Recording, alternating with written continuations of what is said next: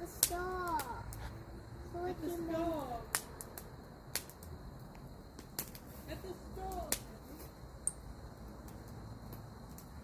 Hit the stove, Daddy. I don't know why I'm getting love shack vibes off of that. But. To the store, Mommy. To the store, Mary. Yeah. I love going in the fire, Mom. I love going in the fire, Dad. I don't miss it. What's going on, everybody? So many things to close on my phone. There we go.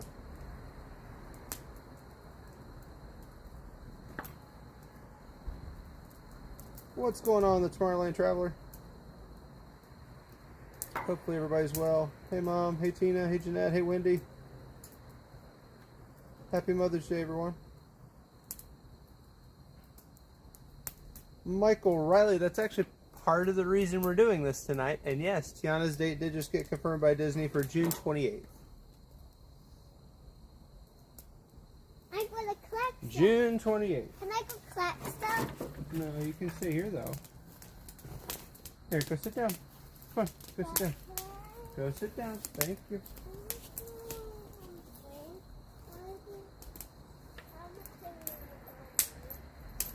You can play on the swing, that's totally fine. Sorry, I'm sending a quick message to somebody. Give me 1 minute.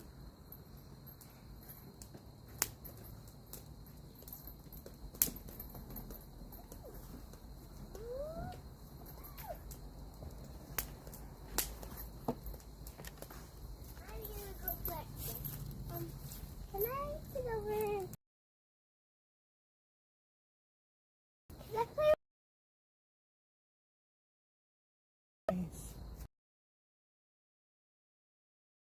I'm going to go to the fire and I'm going to get burned. Yeah, please stay away from the fire, darling. I will. I will go collect I some will. sticks. I will. Oh, I found some sticks. Found From some the sticks, huh? fire. Oh. Yeah, hey, remember, don't put them in the fire. You put them next to the fire right here, okay? Okay. Put them right there in that pile, and then we can put them on later. I just want to find Hey, Alyssa Sternberg, how are you? Yes, it's fire pit time. Figured we'd hang out in the backyard, talk to you guys tonight. I forgot to get me a chair. Let me grab me a chair, so I have a place to sit. Can I put one in the fire? Not right now. There's enough sticks in the fire. Wait for it to get a little smaller. But can I have it bigger? We'll get it. It'll get bigger. What? Here, play on the swing for me, okay? But why Just do go we play. have another key?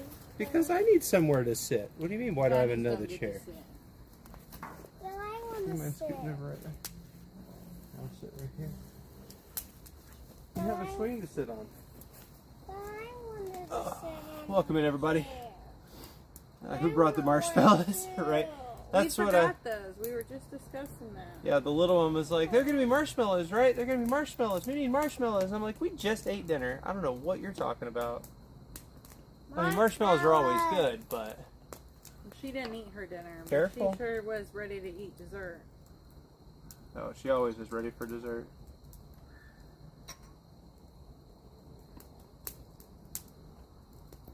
Welcome in, everybody. We are home safe and sound from Disney. And figured we'd go live tonight. Faith Keepers, what's going on? Good to see you. Here we go live. Say hi. Say everybody's doing. We're going to talk about some stuff. And I will say this, in the camera, it looks like she's a lot closer to the fire than she actually is. We're watching her. I'll just go ahead and put that disclaimer out there. But, yeah. Where is she going now? She just went right out the gate. Alright, I'll be right back. Give me 1 second. Probably going to ride her back. Most likely.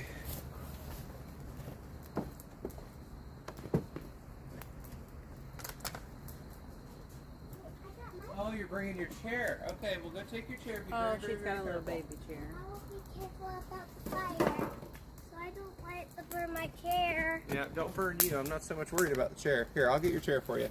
Okay. My chair's very small for me. It's small for me. Here, how about you sit right here? But I can't sit over there. Hey, where's the hole? Because the dog dug a hole, kid. It's what happened. I was about to say, back up. Sorry, I'm trying to get this thing going, y'all. Why? Because that's too close.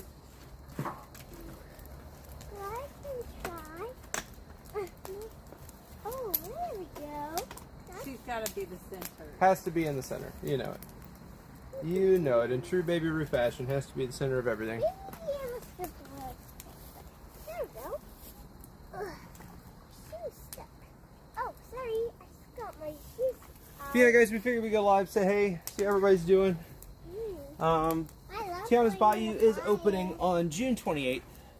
The California date for opening has not been released yet, No. so we are still waiting on that one. But they've been announcing it. Sit down. Ow, my Thank face. you. My face is hot. That's how too fire bad. works, kid. So, Mom, I love going to the fire. what was I saying? I was saying We gotta something. get our tent up. We're not camping, child. We're just in the backyard. Our tent is right there. It's called our house. Why? It's just our house. So, anyway, they are opening up Tiana's Bayou. They have not released when press day is. Not that I'd be able to go anyway, but that's very, very, very exciting.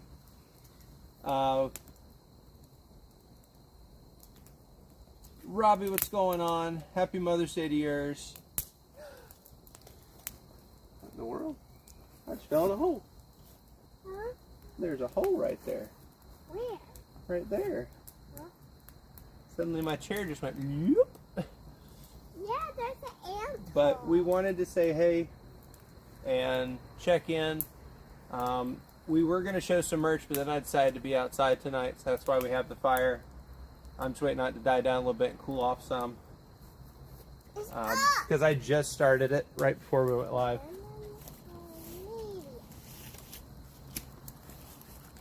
But we were watching American Idol because... Can I go get some sticks? No, I was just putting that one on there. Here, come sit down. Come sit down, please. Okay, you can throw that one in. Carefully. Good job. All right, come sit down. Only one more. No, that's enough for right now. Come on. Come sit down. Also one more. So you can throw the next one, okay? Aw. But yeah, American Idol, they just confirmed the date was the 28th for that to start.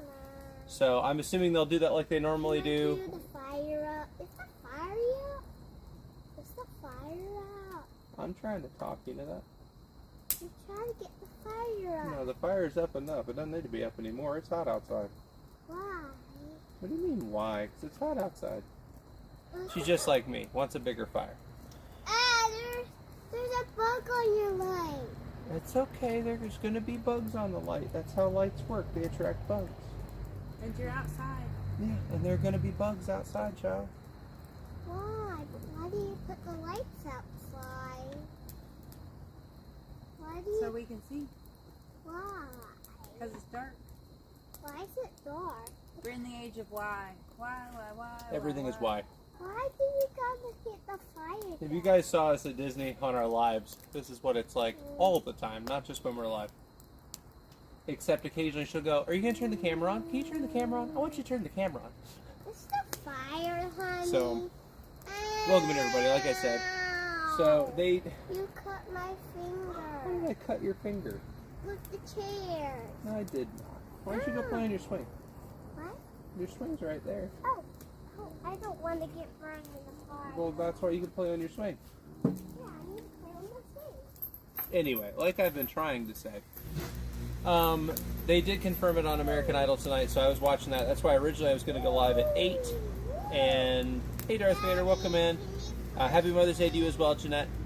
So we were waiting on that to be announced. Now that it is announced, I can go ahead and say we are in the process right now of booking to be there that week, so we can be there on the day it opens. I can't promise we'll get on the ride because that's just how it normally works. When they open this stuff, you know, they normally have a virtual queue that's almost impossible to get unless you're super, super lucky. And then hopefully they'll have a pay option as a backup.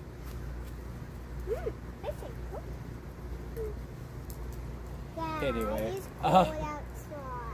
So Dad, that's kind of the. Dad, Yes, dear. it's cold outside. You are right next to a humongous fire right now. How are you cold? Because I'm cold naked. You're cold natured? Yeah. How would you even know what that means? I eat cold treats. You eat cold treats, and that makes you cold natured. Yeah, I eat cold. Oh, okay. I must stay in the fire. Yeah. Okay. So yes, we will be there that day. Like I said, we can't guarantee that we'll be on the ride. I'm going to do my best to be on the ride, and then we'll be back again hopefully sometime in the Halloween season after that. But we are planning on being there that week. Ow. Also, I have heard that we may have some other surprises coming up. Dad. I can't say what those are yet, but I'm very excited about them. And as of right now, it looks like it'll be Busch Gardens. About 2 weeks before we do Disney, we'll be back at Disney for a decently lengthy amount of time. And then, go with mommy. Okay. And then we'll be leaving there, take about 2 days off, and then we'll be at the beach. So that's kind of how that schedule is working out right now. It's good to know it's not just my 3-year-old that always asks why. No, my 4-year-old is very much in the why phase. Very, very, very much. And welcome it, everybody. Thanks for joining us. I appreciate it. We're either 429 or 430 friends. I cannot remember because it's kind of gone back and forth a little bit today. But that's awesome, guys. Thank you so much for all the support. We are going to keep pushing, try to do some other things. I contacted some of the places that I was hoping to go live and film today, actually, to try to do some more lives here locally at different places and things. I'm waiting to get confirmation and permission, and I'm filling out forms and doing all of that to get permission to be able to do it. So more to come on that. Dad says hi. I think they may have already gone in the house, but they'll be back. So yeah, that's kind of where we're at right now. So enjoy the fire, hang out, chat in the chat, chat with me, whatever you want to do. There's some other stuff I'm going to talk about in a little while as it comes. But yeah, this is the first one of these we've done outside, so there's that. That's always fun. Hopefully everybody had a really good Mother's Day. Feel free to let me know if you had any, did anything fun today, what you did. We went over to my mother-in-law's house and had a really good dinner. And back already, huh? That was fast. What are you doing? No, scoot back. Don't scoot forward. Okay, but don't get any closer to that fire. You hear me? Okay. Maylee, what did I just say to you? Sorry. Okay, sit still. Yeah. But, yeah, that's kind of the plans for stuff coming up. Yeah, what are you doing? Stand right here. Do not move. So you can play on that swing, not that swing. You can play on your swing. Thank you. I just got a blanket on. What are you doing, Dad? You're getting your finger caught. Wow, Daddy's been doing this a long time, kiddo. Dad, your fingers are going to get caught. Please. Fun fact, I'm actually an Eagle Scout. So fires are a thing. I like fires. Can I get the fire now? Not in the fire. You can sit back and stop trying to put your head in it. What are you doing with the fire? I'm banking it up. We definitely don't have marshmallows. We have jerky though, because I see you with a big pack of jerky. Can Yeah, we burn stopped at Buc-ee's. They have a huge jerky counter. the fire? And so we What is it? stopped in there and got probably 3 or 4 pounds of it. I don't know. So Whoa. I want some. Whoa. holy cow, Kid Ray can eat all that? That jerky's bigger than you are. Mm-hmm. No, I see it. Don't gnaw on both ends. Which one is that? Lemon pepper. Lemon pepper? I'll take a little piece.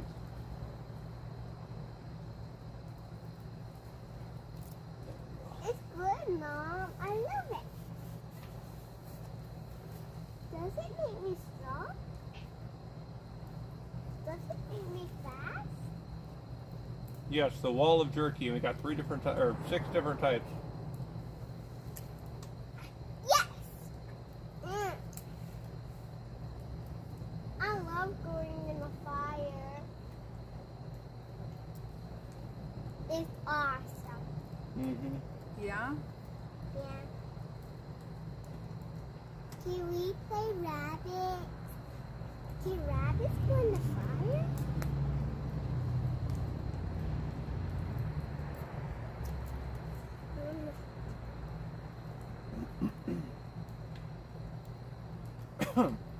Lemon pepper? You sure? Mm-hmm. That's honey jalapeno, dear. Lemon pepper. You're messing with me right now. You watched me open the package. Okay. It's spicier than it was in the store. That honey jalapeno is good. Yeah, the honey jalapeno is actually delicious. Tonight we're having lemon pepper. Also, PJ's Ponderosa just went live from Disneyland. If you guys want to check them out, that's fine. We're probably not going to be live for too terribly long. I figured about an hour or so. Just wanted to come in and hang out.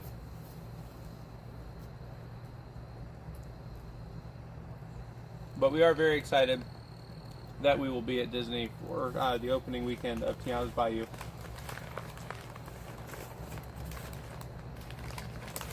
Right before that, we'll be doing Busch Gardens, Williamsburg. I'm still working out some tech things as far as that, but we'll make it work. I need milk. I need milk, Dad. Did you get some spice? I'll have some ginger ale.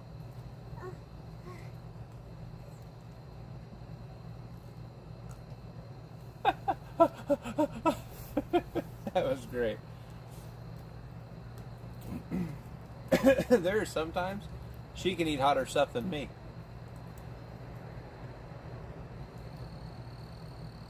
Yeah, it looks like we're going to try to be at Disney this time for probably around 7 days-ish. Something like that, I think, is the plan right now. We have some other family stuff that we're trying to do before then, but I want to get a Yeti backpack. It's a cooler backpack. Very cool. So, my experience with cooler bags in general is every time I get one, it leaks. I don't know why. I don't know if it's just me, but it does. It leaks. And yes, no, I'd been telling you guys I was planning on doing a longer than like 3 or 4 day trip again. And this one was supposed to be a really short one. I wound up getting to stay, so thank you for that, babe. And this time around, we're planning on all being there for several days and doing quite a bit of streaming. And then we'll be doing a couple more trips before the end of the year as well. So if you enjoy the Disney content, there is a bunch more of that to come. I'm also trying to get better about putting out videos and shorts and things like that, so it's not just lives. So we'll be doing more of that stuff as well while we're there. Do you like it? Busch Gardens, we're working out some tech stuff. I'm trying to figure out the GoPro and all of that, so I will let you know how that works out. But there should be at least videos, if not going live on some of those roller coasters. So it is up to the employees at the gate of the roller coaster as to which ones we can do that on and which ones we can't. But I should have all the gear now that I need to be able to at least video some of them, so more of that to come as well.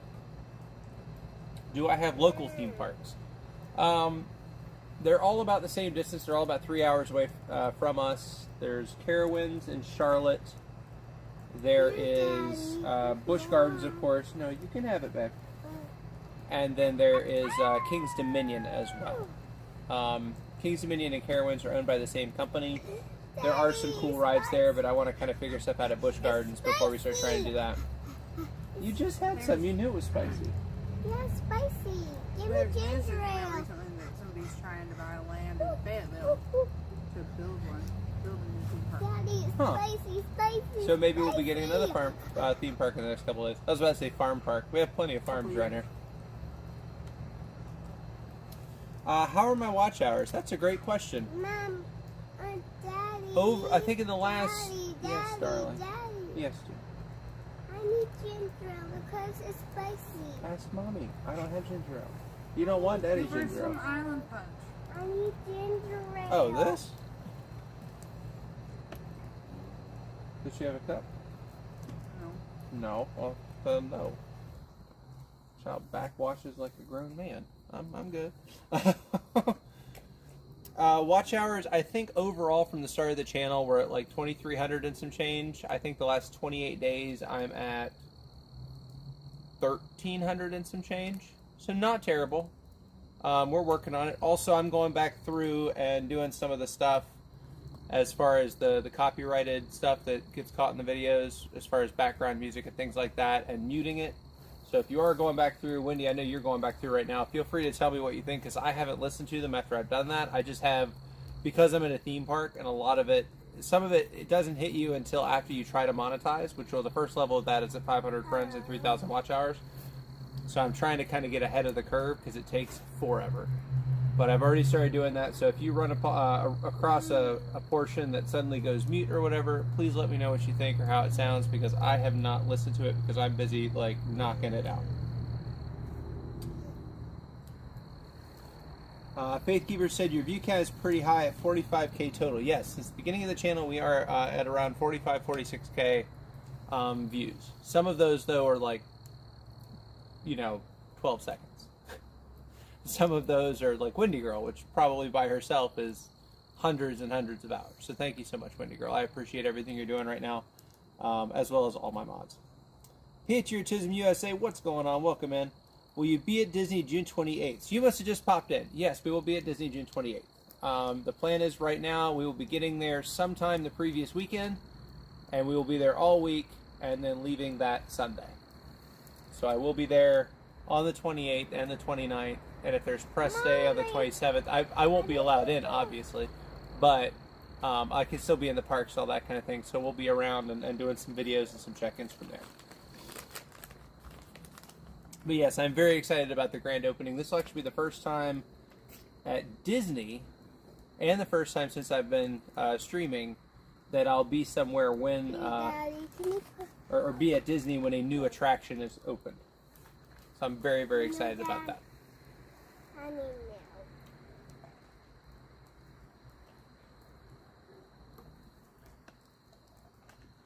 Mom, are we done without the fire?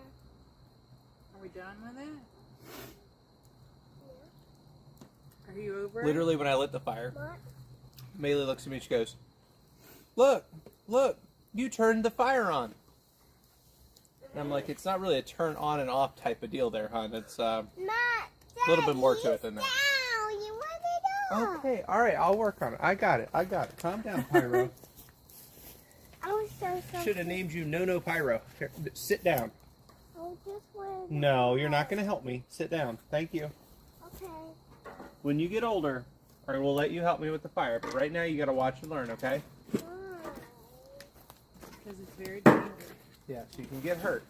I don't want that.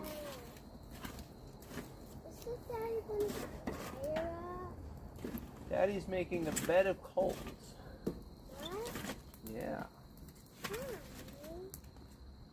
Why? Because that way it should burn a little bit longer but not be as hot. And Daddy can enjoy a nice night of fire. But I want myself fire too. Can I do some? Yep, you can sit right there and enjoy it, okay? Okay. Why's the fire turning up a lot? What? Let's go, Daddy. No, you can stay there. Why? I just want to play with my bike. You always want to ride your bike, don't you? Yeah.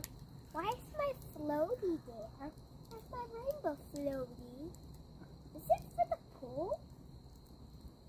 But why is the pool dirty?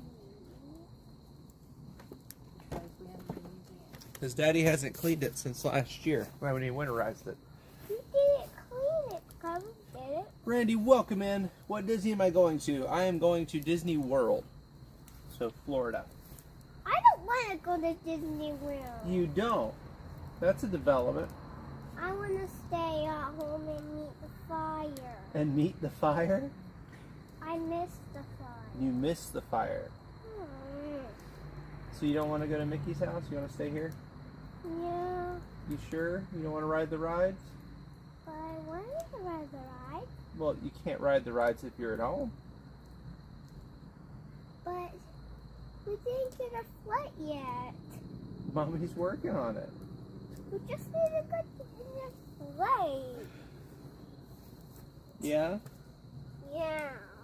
Okay. Is that the gospel by Maylee? I got Band-Aid on. I see you've got a Band-Aid on. Mommy just put Band-Aids on my scalp. She's got an opinion about everything. What's going on, Nathan? How's it going? I love you, Dad. Wendy said she's chilly tonight. Well, Daddy. pull up a chair. Pyrotechnics make around 35 to 43, excuse me, yeah, 35 to 43 an hour at Disneyland. They make decent money at Disney World as well. And I've also heard, I've heard some interesting descriptions of people that do it. I would enjoy it. I do not have a pyro license. I have looked into getting one for theater for what I do, just to have another certification. Whoa. I'm okay. Dad, why is the fire down? It's down because it was too hot. Now it's nice. Thank you. But I want it up. I want up. I can't win with you, can I? That's smoke.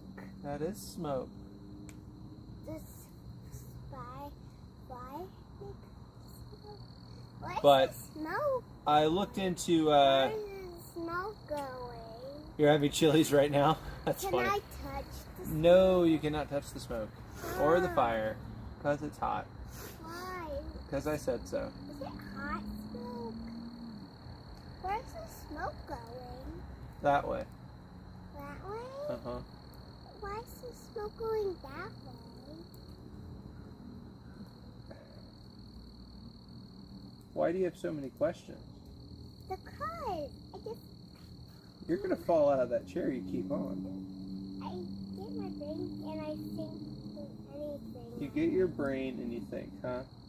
Yeah. Okay, well that's good. That's good.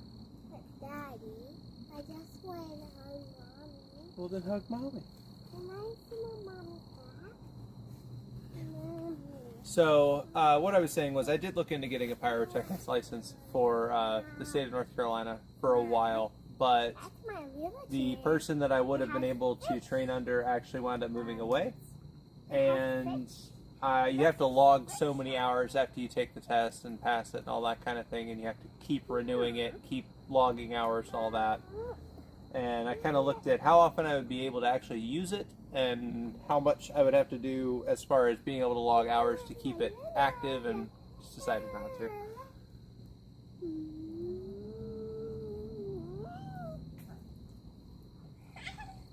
Randy, you're going to Universal Studios in June. Very cool. Very cool. Hey, Roo, we've spent hours sitting around a fire. Yes, we have. Yes, we have. I love fires. I love making a little campfire and sitting around hanging out. So figured I'd bring you guys along. Of course, this time it's a little bit brighter outside because I have these huge lights, so you can actually like see me. But yeah, first backyard fire of the season. Leave my hair alone. I was trying to kiss Leave it. my hair alone. I want to kiss it. That's silly. My child. My child. Me too, I love fire, especially fireworks. I love fireworks too. North Carolina has a law against ones that fly.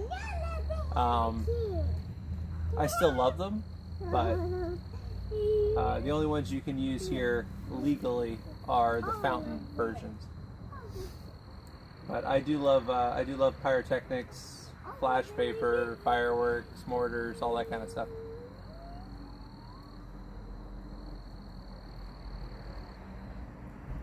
When I was in Scouts, we used to have these fires that were like as big as a car or bigger, and do things like, you know, the way you'd start the fire is you'd shoot a flaming arrow into it from across the lake.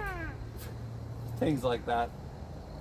So that definitely played a part in me enjoying fire.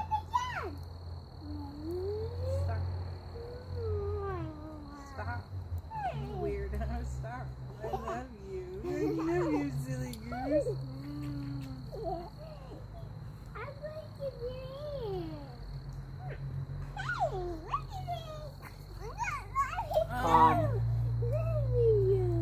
I know I said I was going. I went back in the last night we were there at Magic Kingdom and videoed Haunted Mansion. Stop. I have not had a chance to go back and look at that video. I know there were some focus issues because I was kind of doing it on the fly.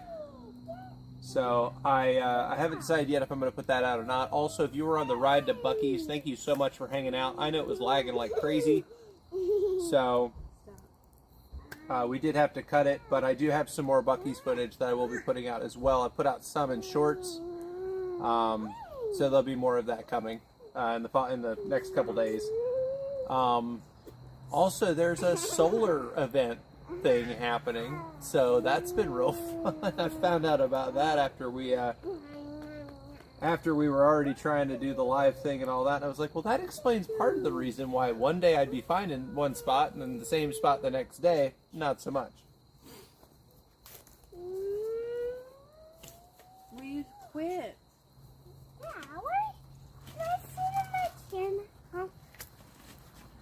Yes, stop harassing me.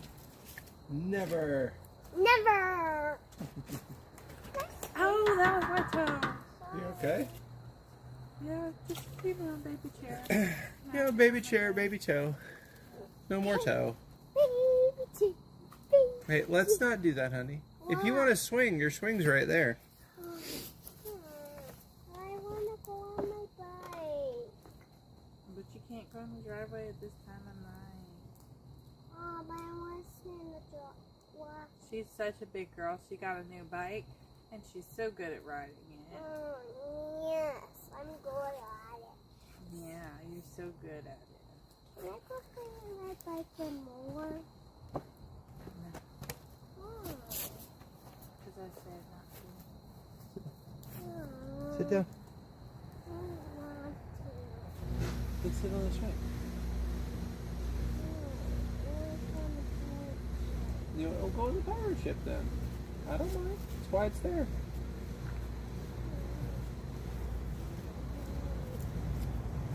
But thanks for everybody for stopping by and hanging out. Well, like I said, we're just kind of hanging out tonight. We're not doing too terribly much. Wanted to say hey to everybody. Let everybody know I got home all right. It was a long drive. It's a very long drive. We did hit some really, really bad weather coming through South Carolina. So that was real fun. But we made it. It was fine. Oh no! Mommy! Daddy! Waddy. I just lost my shoes. They're stuck on the ladder. She did lose her shoes. She's wearing Crocs, like they're off-brand Crocs. They're like BJ's brand Crocs. They got stuck. Daddy! You're welcome. Oh. I need a snake. But yeah, I hope everybody had a great holiday. We ate some good food. I actually videoed some of the food, so I'll probably put that out later. It was so funny because I was like, hey, bring that over here for a second. And everybody's like, what are you doing? And I pull out the camera and they're like, oh, seriously? So it was pretty funny. Yes, Baby Roo has her own pirate ship. It is true. Behind us is the swing set that I put together for her, and then there is a like tower with a roof and a captain's wheel with lights on it, the slide, and she calls that her pirate ship. So it's got a captain's wheel, a little spyglass, and the whole bit. Oh, you can sort of see her up there behind me. But yeah, she climbed up the ladder. She's hanging out up there.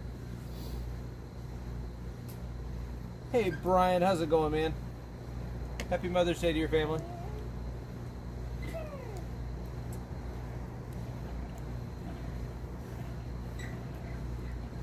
But yeah, for those that are just joining, we will be at Disney on the 28th. of June for Tiana's Bayou's Adventure grand opening. What did you do? What are you scared of? The dark. She's not scared of Tower of Terror. She's not scared of Haunted Mansion. But she's scared of our backyard in the dark. With all these lights on. Mommy, come here.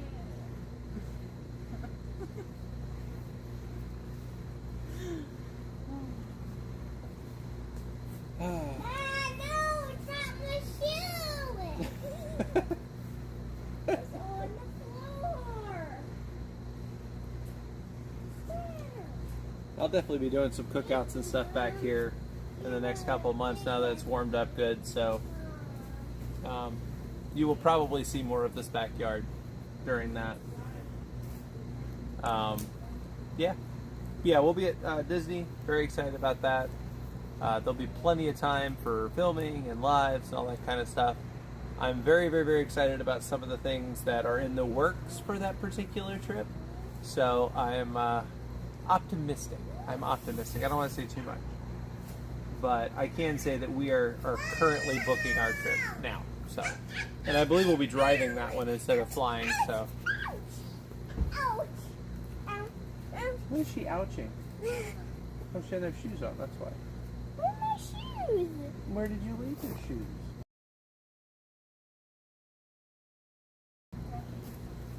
You gotta help me put them back on. I just left my shoes. Why'd you take your shoes off? Because I just like You that. act like it's difficult to put them on. They're Crocs. You literally slide your feet into them. Don't touch that. It's hot. It's hot. Dad, can you light the fire up? Not down fire.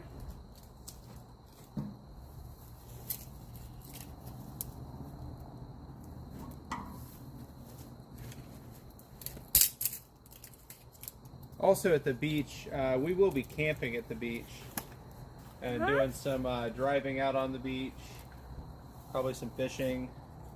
So that'll all We be, can go swim and some in swimming, the of course. water Yeah, at we- the beach. Of course we can go And make swimming. And make a sandcastle at the beach. I think we could do that, yeah. Yeah, there's sand out there. No way, there's sand at the beach? How'd you know? Yeah, there's the part.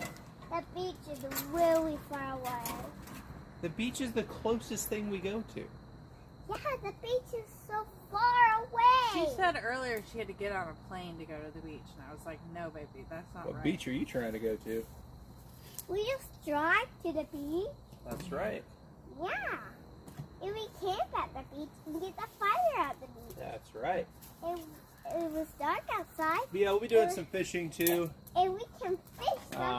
I really And enjoy we to can fish. eat dinner at the beach. And there's also there's an aquarium. Yeah. I don't know how much time we'll have to do the aquarium or anything like that, 'cause we're only there for a couple days. But Can I go ride my bike now? No. she's all about that bike. Oh, look at my mom.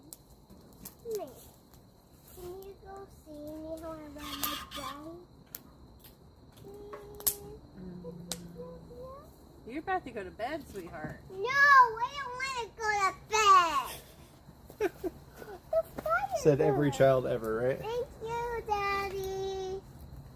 Oh, Can I- you're welcome. Stay back from it though, okay? Why? Because I said so. But I just need to live harder, so I can't walk. I'm cold. I eat some cold treats. I just eat some cold treats. Can you give me my blanket? Yeah. Enjoy the fire. Enjoy the cricket that's like right next to my head going crazy. Enjoy all the Ys, because there's plenty of them, right? Bugs too. There are bugs too. Where does all the smoke go? Goes that way. Why did it go that way? Because the wind's not blowing, thank goodness. But it's a storm cloud Where? up there by the sky. Up there by the sky? It's not in the sky? See that moon? I do see the moon. Where's the moon piece? Somebody just ate it. Somebody eat that moon. Somebody eat My life that is one moon. never-ending episode What is of it, the kids Dad? say the What darndest is it, thing. Mommy, what is it? The sky. I don't know, what is it? You tell me. A moon. All right. What is it, Dad? What is it? What is it? What? A sun. No. A star? No. Cloud. No. A cloud star? No. Spaceship. No. Alien. No. Government spy plane. No. Faith keepers? No. I don't know, what is it? It's a moon. It is a moon. You I had no gotta- idea. What is it? What is it? What is it?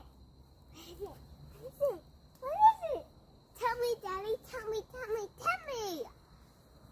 Tell me, tell me, tell me. Tell me, Daddy. I'm going to tell you, you're going to stop having so much sugar this late at night. Just tell me. Tell me. Tell me. It doesn't Tell me matter what how it little is. or how much Tell me sugar what you it give is this in the child. She's sky. always like this. Is he the rocket ship? Maybe. No, it's not. You gotta say no, it's not. Is he the rocket ship? Yeah. No. You gotta say no rocket ship. But I don't want to say no rocket ship. Dad, what is it? What is it? Dad, do you hear that sound? I do. It's because some of the wood is wet. What? What? What? So we're on the way home. She's half asleep in the back seat in her car seat. I was like, you want to play outside when you get home? She's like, yeah. I was like, do you want to have a fire in the backyard? She's like, yeah! Like, wide awake all of a sudden. Dad, Mama, do you want to watch me while I ride my bike? Oh, there's always mosquitoes. I have a bug light behind us that's working, and the fire smoke is helping a little bit, but the mosquitoes are terrible this year. We didn't have a freeze like we But normally do, where's so mosquitoes? they're pretty bad. Where are the mosquitoes? Fun fact for those that don't know, you really don't have to work. Daddy, where are the mosquitoes? They're around. Where? They'll find you if you look for them. Where? I don't see them. Well, that's good. That means they're not around right now. Oh, why is there bugs on your leg? Because lights attract bugs. Why? There's so many bugs on your leg. Bugs Fun kill fact your about bugs. Disney, though, you don't have to worry about mosquitoes as bad in the parks or around that portion of land. Whereas I the rest don't of the like state, mosquitoes. I don't either. Whereas the rest of the state, my dad always jokes that they're in here, they're the state bird. Sit down. Dad, I wanna hug. Oh, okay, you can have a hug. I just want to come and play out. We'll go play on your swing because you're about to go inside and go to bed. No, Mommy said so. I want to sleep outside. We're not sleeping outside. Not yet. That's in a couple That's weeks. a special occasion. I'm going to get the fire down. And I'm going to the bed. I'm going to get the fire I'll burn the off. fire down. Me and you are going to go to bed. Daddy's going to take care of the fire. Yes. Why? But Dad has to get the fire off. So we can go to bed. It's just as easy as turning the fire off, huh? Yep, just flip the switch. Boop, fire off. But can you be a 10 about fire? Can I what? Can you be a 10 about sticks and fire? Can you be the 10 about fire? Can I tell about fire? No, you gotta be the 10 about fire and sticks. Gotta be the 10? I don't get it. Do you have any? No? Okay. At least it's not just me. I'm very Okay, confused. I'm gonna collect those sticks. Mary Dago, sticks. Scoop. Mary collect them. Now put them in the fire. So what's your favorite ride at Disney? A dinosaur ride. You like the dinosaur ride? Yes, in the spooky elevator. That is a really good ride. What's another favorite ride? A roller coaster. Which one? I just like a roller coaster. I just like the roller coasters. Not yet. Jason, how's it going? When is your next vacation trip? As of right now, for theme park stuff, excuse me, What was June that? 15th through 17th, we are back at Busch Gardens, Williamsburg. What And was, then, what was that? can I talk, please? What was that? That was a stick breaking. A stick breaking? Uh-huh. What stick breaking? So, June 15th through 17th. Daddy, Yes, dear. what did stick breaking do?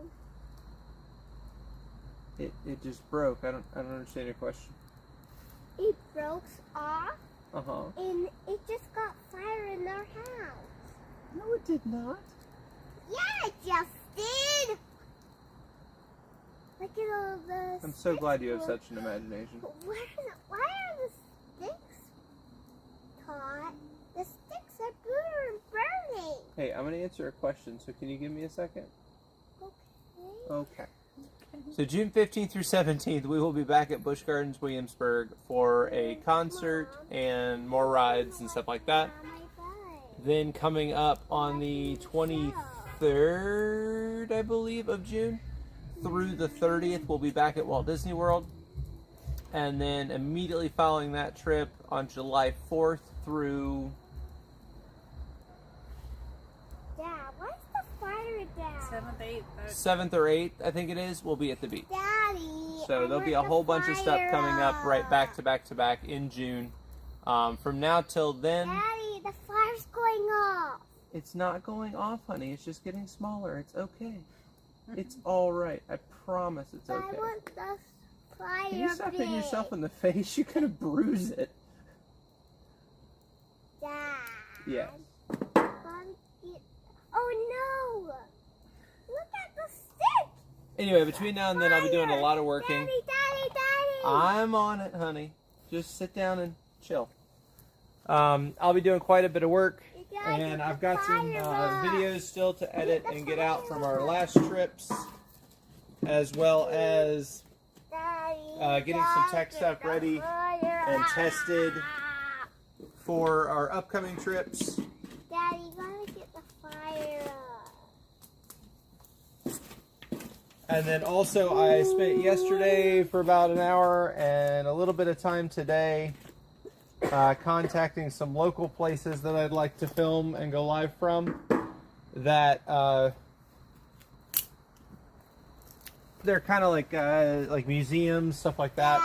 And all of those, you do have to fill out paperwork and get authorization, all that kind of thing. So I'm not going to announce where or anything like that until all that's done. But it is a very quite lengthy process, actually.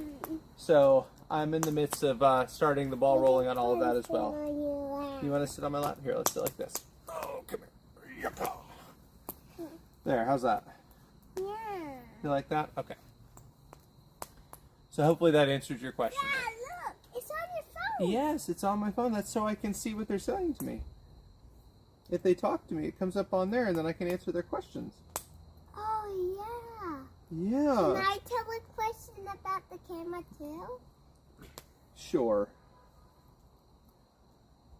Like and subscribe. Wait, say it louder. Like and subscribe and see you next time. Like and subscribe and see you next time. That's what she said. She's been running around the house saying that. I was running around the house and playing with my bike, and I fell over and hurt my knee. She did. And I just got up there. Were you playing Dinosaur Ride with Mommy the other day? Yeah, I was being the 10 about playing dinosaur ride. How did you play Dinosaur Ride? What did you say to Mommy? I say down. And I was playing haunted house. Well, you're playing the haunted house? Yeah. Now, when you're playing Dinosaur Ride, after you buckle your seatbelt, what do? We pull the little strap. Very, very good. And then what do? We put our hands what? Up. Very good. See, she's a pro. She's a pro. And we play outside and play at the swing and the pirate ship. and we just play along, and we just go to the fire, Mm-hmm. and we just play along, and I just got a scab on my arm. You got a bite on your arm. A mosquito bite. Mm-hmm. Yeah, the mosquitoes hate me. Because mosquito would just sip up blood. Blood bites. The mosquito bites. Yeah, I don't think they hate you. I think they like you. I think they think you're yummy. Yeah, because You're so sweet.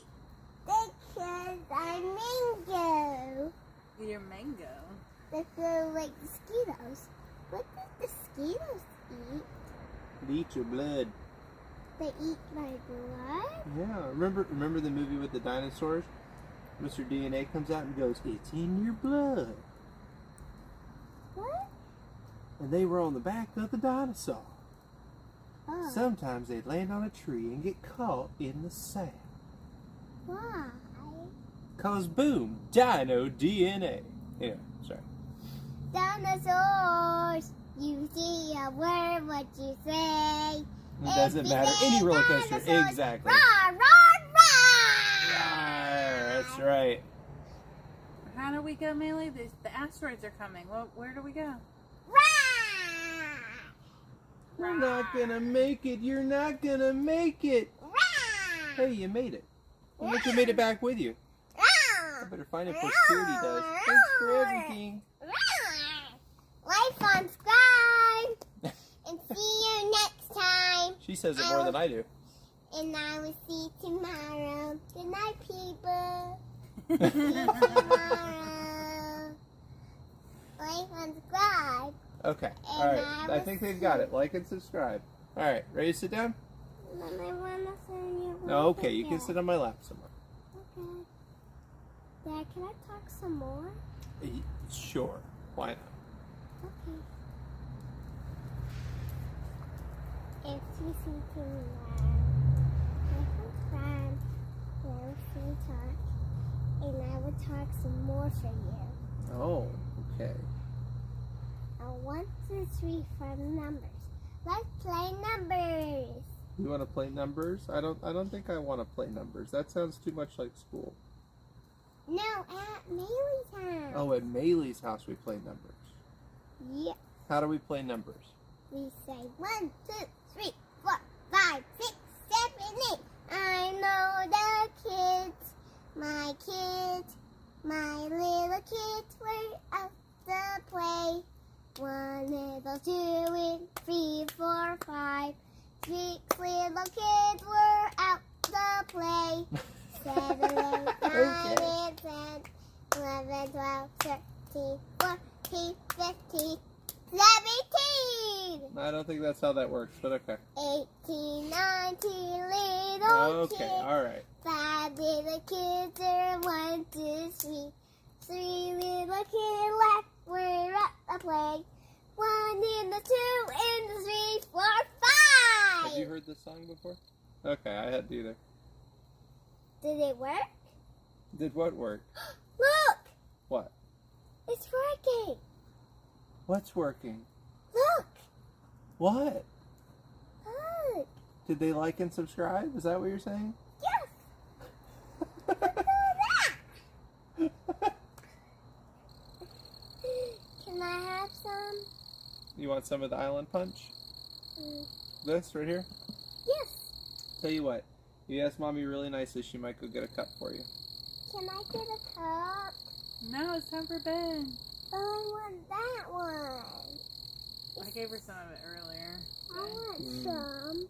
I want some, Mommy. And she wanted more, but I wouldn't give her more unless she ate her dinner. And guess what she didn't ever do? Eat her dinner. You didn't eat your dinner? I didn't. You didn't? Well, you're supposed to eat your dinner. No, she stole strawberry shortcake from Nana Oh. and blamed me. And blames you. Yeah, and Nana just got me more, and I didn't finish it. I And need to go then back. Maybe I'll get some more. she on this decided to later. pour herself a bowl of cereal. I was wondering where the bowl of cereal came from. There's this random bowl of cereal. I want cereal. No, it's bedtime. No, I don't want to go to bed. Whoa, easy with your foot, kid. Don't tip that table over. Do not tip that table over. Sorry. Okay. Alright, you want to say bye to everybody? Yes. Alright, say bye. Bye.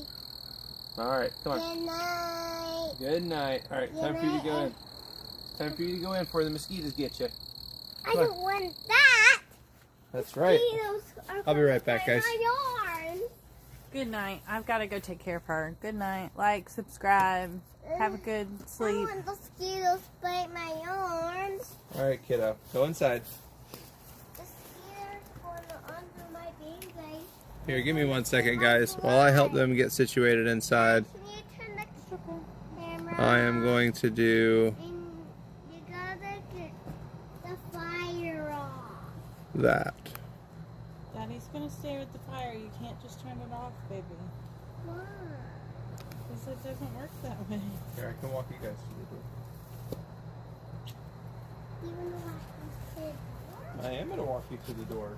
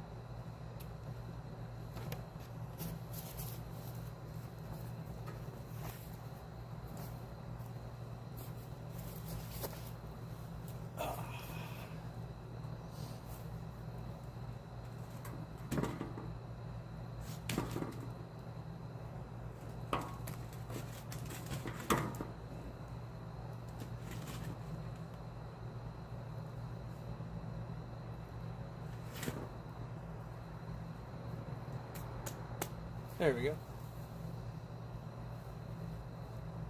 Sorry, I'm trying to check for holes before I fall in one.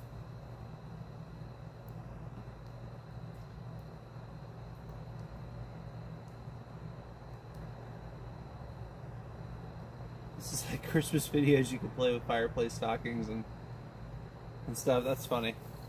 Except it's just summer in the South, right? No, I completely agree. How warm did it get there today? Oh, you're asking him. Okay. When he grows like, am I the only one thinking Ace Snoopy's gonna pop out of nowhere and sit by the fire? He'd have to hop a fence. So hopefully I'd hear him coming.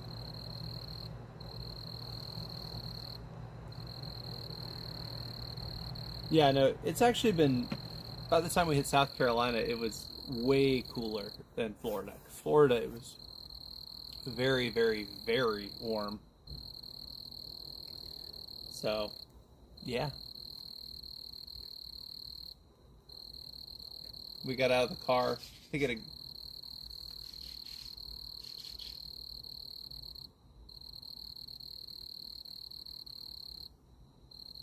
that sounded like a raccoon. There might be a raccoon over there. Hopefully he doesn't come up and say hello. I will say when we're camping at the beach, there's a very good possibility that we will have some raccoons come up and say hello. Because those, I mean, they come right up. I've literally been sitting there with a huge fire going, tiki torches, candles, the whole bit, music, and I turn around and there's one sitting like right at my feet. Just looking at me, looking at the fire like, you got any food? Got food? So. It's Florida. It's supposed to be hot. Yeah, but even for Florida, because I was talking to some of the people that were living there, that were locals, and they were like, even for here, it's unusually warm for this early in the year.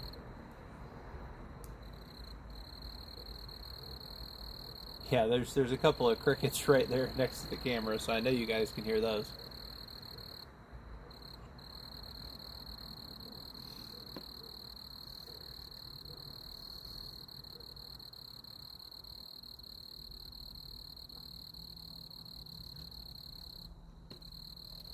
Yeah. Just having a nice relaxing evening. I gotta go back to work tomorrow. It's not an early day though, so just enjoying the rest of Mother's Day.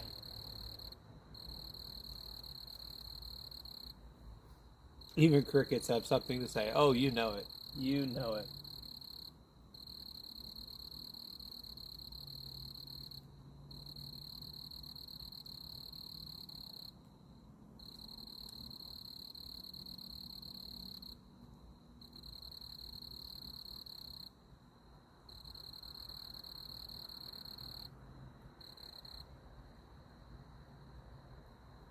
The biggest issue I had while I was in Florida, to be honest, wasn't even the heat outside for me. It was the heat outside for the tech.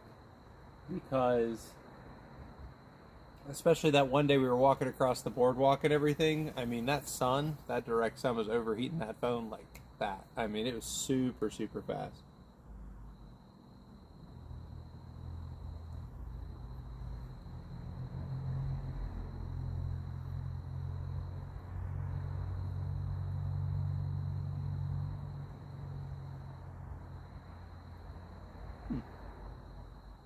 But sadly, they don't stop talking for long.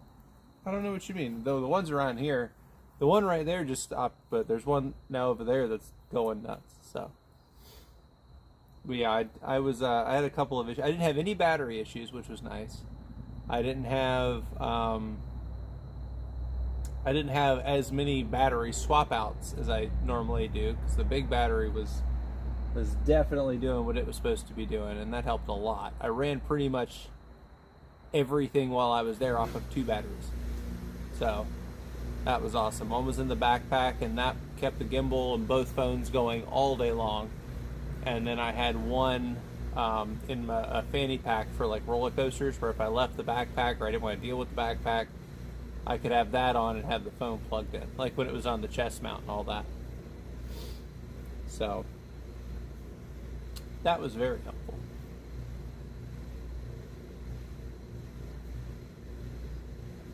And we're at 431 friends, guys. That is amazing. Thank you so much. We are plugging quick towards 500, and I really, really appreciate it. We're at 19 likes on this video.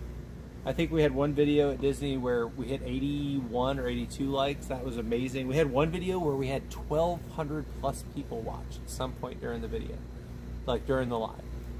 And that was amazing to me. So big shout out to Pete Carney. Big shout out to McDevitt, because both of them shouted me out. PJ's Ponderosa is always shouting me out. And we really, really appreciate them. PJ and Jay are actually live right now at Disneyland, so if you want to go check that out, feel free to hop over there. Courtney in California is awesome. Slim Devin's Adventures, he's really, really cool. Go check his stuff out.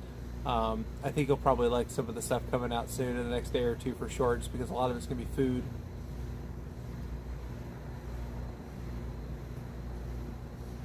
Right, Tina? Yeah, no, the long, like, all-day streams, I didn't even stop to plug into an outlet, really. I just, even when I was, okay, I got to charge things up, I turn off the camera, and I mean, when you're streaming, it drains your phone battery really quick, and it heats it up, so you have to let the phone cool off sometimes, so it'll even allow itself to charge. And then once it's allowed to charge, it was like 30 minutes, and bloop, right back up to 100. So, and that, you know, 2 phones plus the gimbal, that's a lot. But I'm actually using the same one right now because I'm outside and I didn't want to have to worry about extension cords. But this is what it looks like. It's not too terribly large, but it's hefty. Like right now, I charged it for a couple hours earlier. It's at 52%. 52% could probably get me about 8 hours of streaming-ish. So I've just got it hanging on the tripod. But it was definitely my workhorse, and I have one that's slightly smaller than that. That was the one that I had in the fanny pack, and then I just had the USB-C cables. So that made life a lot easier, because I was using the fuel rods, which, by the way, somebody asked me at Busch Gardens if they had fuel rod stations. They do. They have the swap out and like where you can buy them or swap out for a new one. And those are great if you're not streaming. If you're just in the parks and your phone's starting to go dead, or you have like one of those little fans that's rechargeable, those are excellent for that. They're small, they're lightweight, and literally if you buy them off Amazon before you leave, you can get 2 or 3 for like $25, where it's $30 a park, $30 a piece in the parks. So much cheaper. And then when you find those machines, it doesn't cost you anything. You go up, say you want to swap, you put it in, it spits out a new one that's fully charged. So if you're going and you're not trying to do streaming or anything like that, I highly recommend those. If you're trying to stream, you need to invest in a battery. Because those, when I was there the first time, IF was literally swapping them out. I was having to swap the one that was running the gimbal or the phone, like keeping it charged up. And it wasn't really charging it, it was just slowing down the rate of battery decline. But we were swapping them out every 2 hours or less. Whereas when I've had them where I'm not streaming and I just use it to like charge a phone or a fan or something like that, one will last you for hours and hours. So, little tidbit there.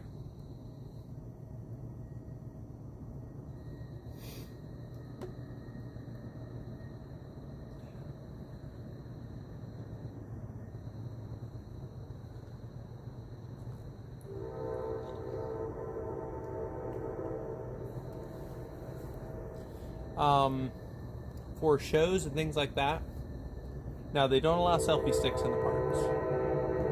So if you're going to the parks, don't take a selfie stick. They do, however, allow gimbals. If you're on the rides, hello train. It's my train of thought going by behind me.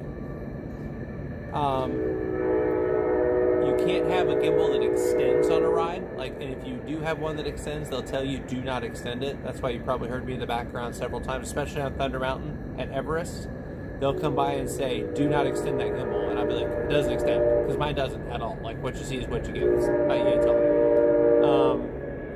because I use the Hoheim M6, which is the same exact one that like Winx uses out on the West Coast. PJ&J have one. They use it. Cordy uses one. I think there's one or two others that use one. But that thing is awesome. The M6 High Steady is a really, really nice gimbal. I'm still learning some of the more finer tuned features on it. Every time I pull it out of the bag, I learn something new, so that's always fun. Also, super train, right? For shows, to save yourself,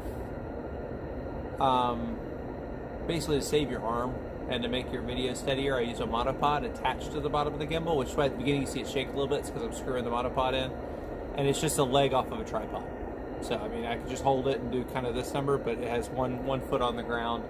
Now, I don't, if I'm watching fireworks or on a ride or anything like that, I try not to hold it above my head level, which is sometimes where you still get people's heads in front of you, and that's just because I don't want to ruin people's experience around me. I try to be a little bit more low profile. I mean, I do have a backpack and everything, but there is other stuff in the backpack besides just streaming stuff. But I try to keep it kind of low profile and not disturb people around me if I can possibly help it, because they paid a lot of money to be there, just like I did. And even though I'm trying to bring that experience to you guys at home, I don't want to mess up their trip. So that is why that happens sometimes. Bush Gardener's question here, is the meal plan worth the extra $40? That depends. I believe it's one meal per 2 hours per person, so that's 40 per person per day. If you are planning on eating frequently, it can save you money. Most definitely, because things that are included on that are like the barbecue place I showed you, the Trader Trapper's Smokehouse. That's the name of it. I was like, Trader? That's not right. That's Trader Sam's. That's Disney. Trapper's Smokehouse is included in that. There's a couple other places that are included in that. I will say, if you're going during Food and Wine Festival, I don't think it's worth it, because you can take that $40 and get the little book, the stamp book, to be able to go around and try all the different food. And if you buy it that way versus a la carte, it's going to be cheaper. If it's out of season for that and you do plan on eating a lot, you know that you're going to be wanting to eat a lot, I do recommend the food plan. I personally don't use it because I usually eat before we get there. And then I will snack during the day. Maybe have like one decent sized meal, and then that's pretty much it. Also, I like to try a lot of the drinks and stuff, and none of that's included with the meal plan. Now, I will say another trick to that. It says don't share food, like it's in the rules when you purchase the meal plan. However, if the person with the meal plan is the one getting the food, nobody's going to come by your table and check to see if you're sharing your food. And like Trapper's Smokehouse, if you get the barbecue sampler, it's like 2 big old pieces of brisket, half a chicken, which is about yay big. It's not a huge chicken, but it's decent size. Fries, and I can't remember if it's pulled pork or a different, but it's another type of barbecue as well. You get all that on one plate. So if you get like that and maybe one of their salads, you can feed 3 people. I mean, as long as everybody's not trying to eat a ton, you know, they're just looking to try to kind of munch and get something in them and keep going and keep it light, which I like to do. I don't like to eat super heavy food when I'm at the parks. That is a really good way to do it because, I mean, the wife and I have split that same plate more than once and literally not been able to finish it. So, same thing with the portions at Disney. You know, like if you go to Pecos Bills or somewhere like that and you get a hamburger, cut the hamburger in half. It'll feed 2 people. It really, really will. Plus all the snacks and all those kinds of options around the park. I prefer to kind of save some of my money for that. Now the Disney meal plan, I have different feelings about. I highly recommend the Disney meal plan if you are planning on trying to do some of the 4- and 5-star restaurants that are sit-down meals. If you're planning on going to the park and only eating like your traditional like in-park fast food that you find everywhere, hamburgers, chicken nuggets, or chicken strips, hot dogs, things like that, not worth it. If you're planning on trying to eat at like a bunch of the nice restaurants, like at Epcot, or doing like a character breakfast or something like that. I know the way they used to do it, and I think this still works that way, is you can actually save some of your counter services, combine them, and make that into a sit-down meal. So I do recommend that, because you can eat at some very, very nice upscale restaurants, and it's included in the plan. So, you know, maybe if one day you know you're going to be just trying to hit ride, snack, ride, take your counter service for that day. Just use your snack credit, take your counter service, and roll it into a sit-down. So I do recommend doing it that way. Good question. It's 90 minutes per the website. Okay, I couldn't remember. I knew it was somewhere between an hour and 2 hours. I knew it was over an hour. But yeah, I mean, that literally gives you like a full plate of food, a fountain drink, and I think a dessert with Busch Gardens. I can't remember if the dessert's included or not, but you get one per person on that meal plan every 90 minutes all day long. So that's a lot of food. If you're going to, and to be honest, Busch Gardens, if they're not doing food and wine, don't really have that many food options available. They have some really cool stuff, but the majority of the park, when it's not food and wine season, is going to be your hamburgers, your hot dogs, popcorn, cotton candy, ice cream if you know where to look. And then there is a place in Germany right across from Verboten, however you say it, the German car ride that's a roller coaster that I love so much. Right across from that, there's a place that's called the Pretzel Shop. And in the Pretzel Shop, you can get like salted pretzels, sweet pretzels. They also do pretzel bun sandwiches. They have a turkey and Swiss that is so good. They also have a pretzel pizza that's about yay big. They're hefty. They're delicious. The only downside to that, in my opinion, would be they charge extra for dipping cheese, mustard, and things like that. So be prepared for that. But it's not that expensive at all. At Disney, if you're looking for a on the cheaper side meal, things like Pinocchio House at Magic Kingdom, really good. That's going to be your basic park fast food, but done in a Disney style. Pecos Bill adds a little bit more of like a Latina spin to it. They've got like your tacos and stuff like that, along with your hot dogs and all that. Also, right across from that, they have a place that has fries that are, it's like a wagon. It's one of my little hidey spots that I go if I want to cool off because it's shaded. It's also right next to the beginning/end of the parade route, and you can see Tiana's Bayou from it. But it's between Pirates and Tiana's. So I highly recommend that. Also not badly priced at all. They also have a sweet tea lemonade that is really good. I don't even like sweet tea, and it's good. So check that out. If you're at Epcot, The Land. The Land is going to be, in my opinion, the most cost-effective, best food possibly in that park. Because yes, they have a ton of really good restaurants, especially if you do Around the World or Coral Reef or Space 220. Is it 220? 120? 210? The Space restaurant that's part of Mission Space.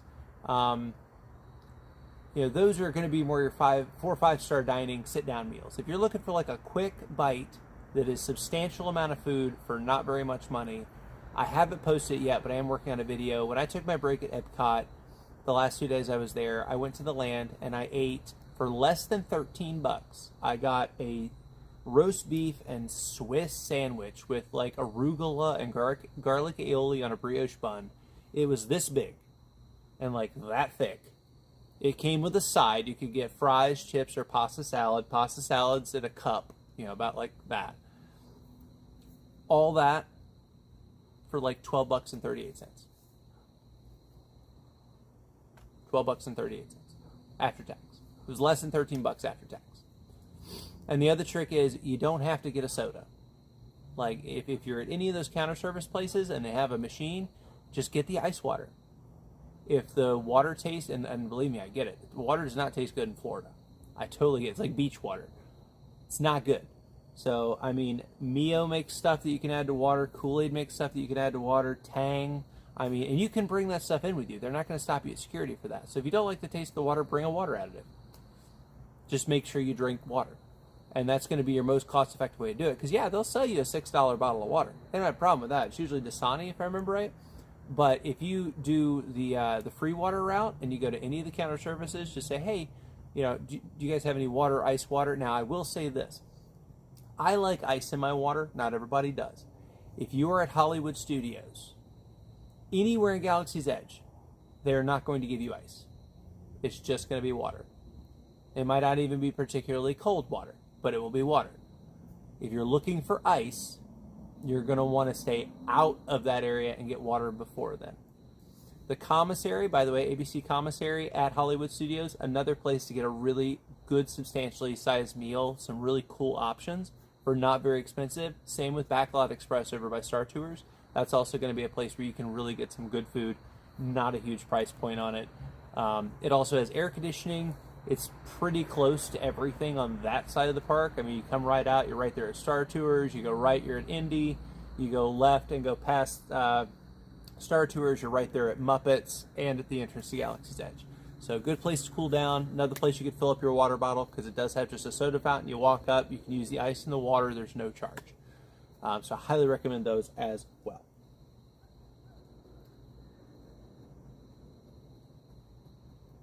Robbie said we should take a road trip and eat our way through the park. We would spend more on food if we did that than we would on probably getting there and staying. But I'm down. Let's do it. I'm down. I couldn't eat all the food. I really couldn't. But yes, that's a great idea. Another good one, and I know if you watch DFB, Disney Food Blog, you've heard of this place before. I highly recommend it. We actually ate there while we were there this time. It is a great place to go. There is Flame Tree Barbecue, which if you're coming in the park, you're looking at the tree and you take a right towards Asia and Dinoland, USA. It's going to be just down that path to the left, almost right across from where you see Kevin. So it's right there. And that's also a great area to kind of have a meeting place if you've got a group with you that are multiple age people or kids, because you've got restrooms straight across from the restaurant. You got a ton of seating that's shaded, and there's a nice breeze usually coming off the water right behind it. And this is at Animal Kingdom. Yes, it's an Animal Kingdom. And you also have a gift shop straight across. You have It's Tough to Be a Bug, maybe 20 yards from the restaurant to the right. And then you can see Everest across the water. So if you have like older kids that want to go, or young adults with you that want to go do Everest and don't want to hang out, and you're just trying to relax and have a shaded area to eat, maybe have a drink, they can go do that and still find you. And the cool part is you can see the ride. You can't see who's on the ride, but you can see the ride. So it's all right there around that little bay lake. Also on the other side, if you skip past Dinoland, you're right there Finding Nemo. So it's really a nice central location to not just the front of the park, but Dinoland and Asia and all of that surrounding stuff. Another great place to check out is, and I know it's not going to be there much longer, but in Dinoland, Restaurantosaurus, that's going to be your classic, like, burger, fries, chicken. But not badly priced, air-conditioned, cool aesthetics, very cool theming on the inside. So check that out before it's gone. Flame Tree is going to be a lot of barbecue, like I said, but they have different variations of it, so that's a little bit different, and it's not very pricey at all. I think plates are like less than $16 a person, so it's not bad at all. And then if you're going the other way, like say you're getting there in the morning, you're heading over to Kilimanjaro Safaris first thing in the morning, and you haven't eaten yet, right before you get to Kilimanjaro Safaris, on both the right there is a place, and then on the left there is a place. And you will see them. I can't remember the names of them right this second. Both have cinnamon rolls and breakfast wraps and all kinds of cool stuff. If you go back to not this trip, but the previous trip when we did our Animal Kingdom Day, we actually ate at the one closer to Kilimanjaro Safari. And I got some sort of chicken pita something, and it was delish. It was so, so good. And I think the whole thing cost like $12. Like my food by itself. And it was a huge, I mean, the wrap was like gargantuan. And you got fresh cut chips with it as well. So that was really, really good. Highly recommend that as well. Tamu Tamu. Thank you. That was the name of it. Tamu Tamu. Also, if you are in that area, they have maybe 3 tables right next to it. But if you're standing with your back to the restaurant, you're looking at the performance stage, which you will see if you're there. To the left is Kilimanjaro Safari. Big sign. To the right, you'll see an archway. It looks very nondescript. It's just an archway. If you go through that archway, there is a huge seating area that is shaded. Like they do kind of like the hatchwork over top of it type shade, but it's shaded. There's a breeze usually going through there. They have fans. It's right behind that corner quick service. And it's just a little hideaway. It's a lot quieter, even if there's a show going on, because it's bricked in, except for that archway and the top's open. You don't really get that, like, from the music, so you can kind of sit back there, relax. You got small kids, and you want somewhere where, you know, you're a little bit away from the crowd and can kind of take a moment. It's a great place to go. Also, I've talked about this before. When we're talking about Kilimanjaro safaris, depending on the time of the year and the time of the day, it's going to affect your experience on that ride dramatically. You go in the heat of the day in the middle of the summer, you're probably not going to see that many animals. And if you do see them, they're going to be hiding. They're going to be like, you know, in the brush, you'll see like a head, you know. Or you might see one that's like in the shade way at the back of their enclosure. Occasionally you'll see one like kind of going like, okay, it's too hot, I'm going back inside. Because they have a backstage area as well in each of the enclosures that the animals can get to. So I highly recommend, if you're going to do Kilimanjaro safaris, your best times to go are going to be between open and 11 a.m. If it's hot, you want to go earlier, because that's when they're going to be more active and you'll see more animals. Now, you'll pretty much always see the giraffes, the wildebeest, stuff like that. As far as how much they're moving will depend on the heat. You know, whether they're like in the road will actually affect your wait time, so another thing to be aware of. However, things like the warthogs, the lions, the ostrich, I don't know what you call a bunch of ostrich, but the ostriches, I guess. The rhinos. A lot of the ones like that, and the wild dogs especially, the cheetahs, 1000%, all of those, if it's hot and it's close to the middle of the day, you're not going to see them. And if you do see them, it's going to be like, way over there. So if you want to see them moving around or kind of closer to where the safari vehicle will be going, those earlier hours are going to be really, really good. Excuse me. Let me take a drink real quick.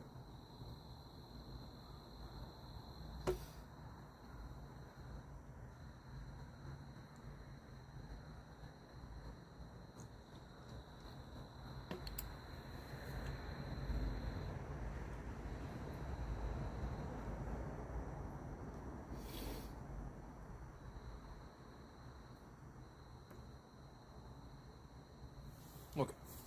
Another thing to remember when you're on the ride, and they say this several times, but I'll go ahead and say it again. If you have a small child, do not be they can't sit on anyone's lap. They have to sit between you. Don't put them on the outside unless you're going to keep an arm around them. Because if they stand up, they will literally fuss at you from the front of the ride, and they will stop. They will literally stop the vehicle at times and be like, we're not moving again until you get squared away.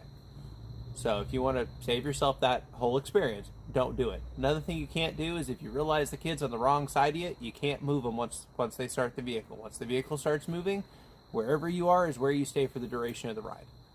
So I have seen where people have tried to kind of pass kids like over to another person or to get a better view. Don't do that.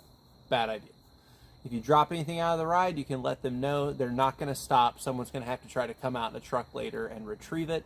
So like when I've got the gimbal and stuff like that, it may look like I'm holding my arm. I'm not. I literally like, here's the edge of the ride. Here's where I'm holding the gimbal. Like I'm keeping it inside. I want to keep my phone. I want to keep my equipment. So just wanted to also mention that as well. You can't eat on the ride or feed the animals. You can, however, take sips out of your water bottle, so I do highly recommend having a water bottle with a clip.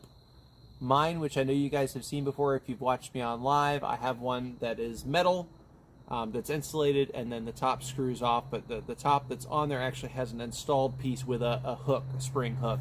And when I'm going on a ride, I put it in the drink compartment of my backpack, you know, the outside thing, and there's actually a strap where you can make the backpack, like, basically collapse it. I hook it to that strap. So even though it's in the thing, it's also hooked to that. That way, if we start bouncing around or I have to get on and off the ride, or when I'm getting on and off the ride and I'm worried about the kiddo and the gimbal and the stroller and the wife and the bin, I don't have to worry about my water bottle. And I've done that for Everest. I've done it for Thunder Mountain. I've done it for pretty much everything but Cosmic Rewind. So I did want to mention that as well. Also, if you're like me and you like to wear hats, have a carabiner clip on your backpack. Because you can take your backpack with you on pretty much every ride. In fact, I can't think of a ride you can't take your backpack on. But you have to have it like under your feet, like under your legs. So be aware, like if the bars, like for instance, Seven Dwarfs Mine Train, if the bars are really close together like that, I've gotten stuck before. Like it takes me a minute to get out because I literally just wedge my feet and my backpack down in there, pull the bar down. I'm like, I'll deal with it when we get back. And then when I get back, I'm like, yeah, you know. So be aware of that ahead of time. But if you have a hat, put a carabiner on one of your straps of your backpack or even the top loop, and that way you can just take your hat off and clip it to the carabiner. No problem. Never going to go away. You can put it, same thing if you have a fanny pack.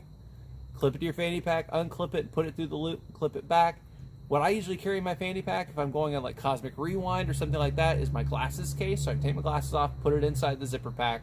I take my extra phone, but it's inside a zipper pocket as well. And then I have the battery pack with the cable running out of it. So I highly, highly, highly recommend buying a couple of, just regular size like keychain carabiners. Nothing that's going to support obnoxious amount of weight or amounts of weight, but something that you can use it to help secure, say, your hat, or if you have a jacket, something like that. Excuse me. Hey Snoop, how's it going? Welcome in.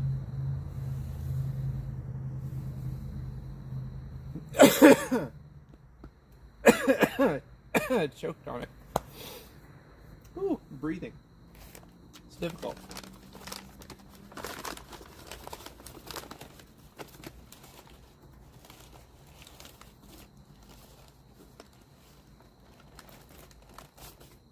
What a piece of jerky.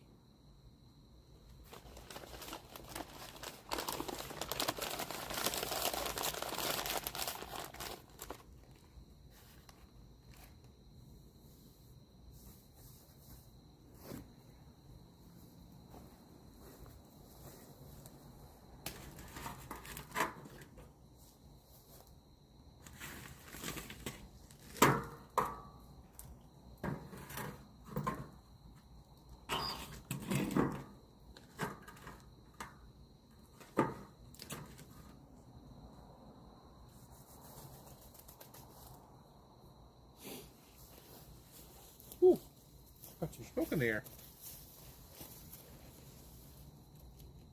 Give me 1 second, guys. We'll let smoke clear. Try to keep the ashes off the camera.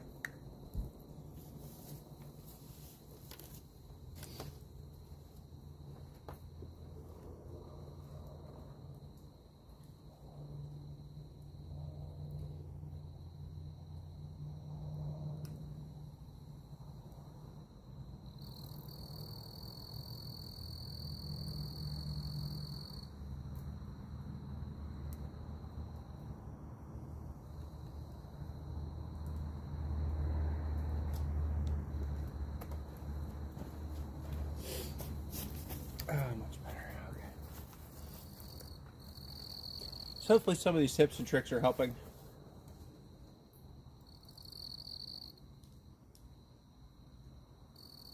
Yes, if you drop something on a ride, more than likely you are going to have to wait till the park closes to be able to retrieve it. And you won't be able to retrieve it. That's if a employee is able to get to it. So, yes, good point.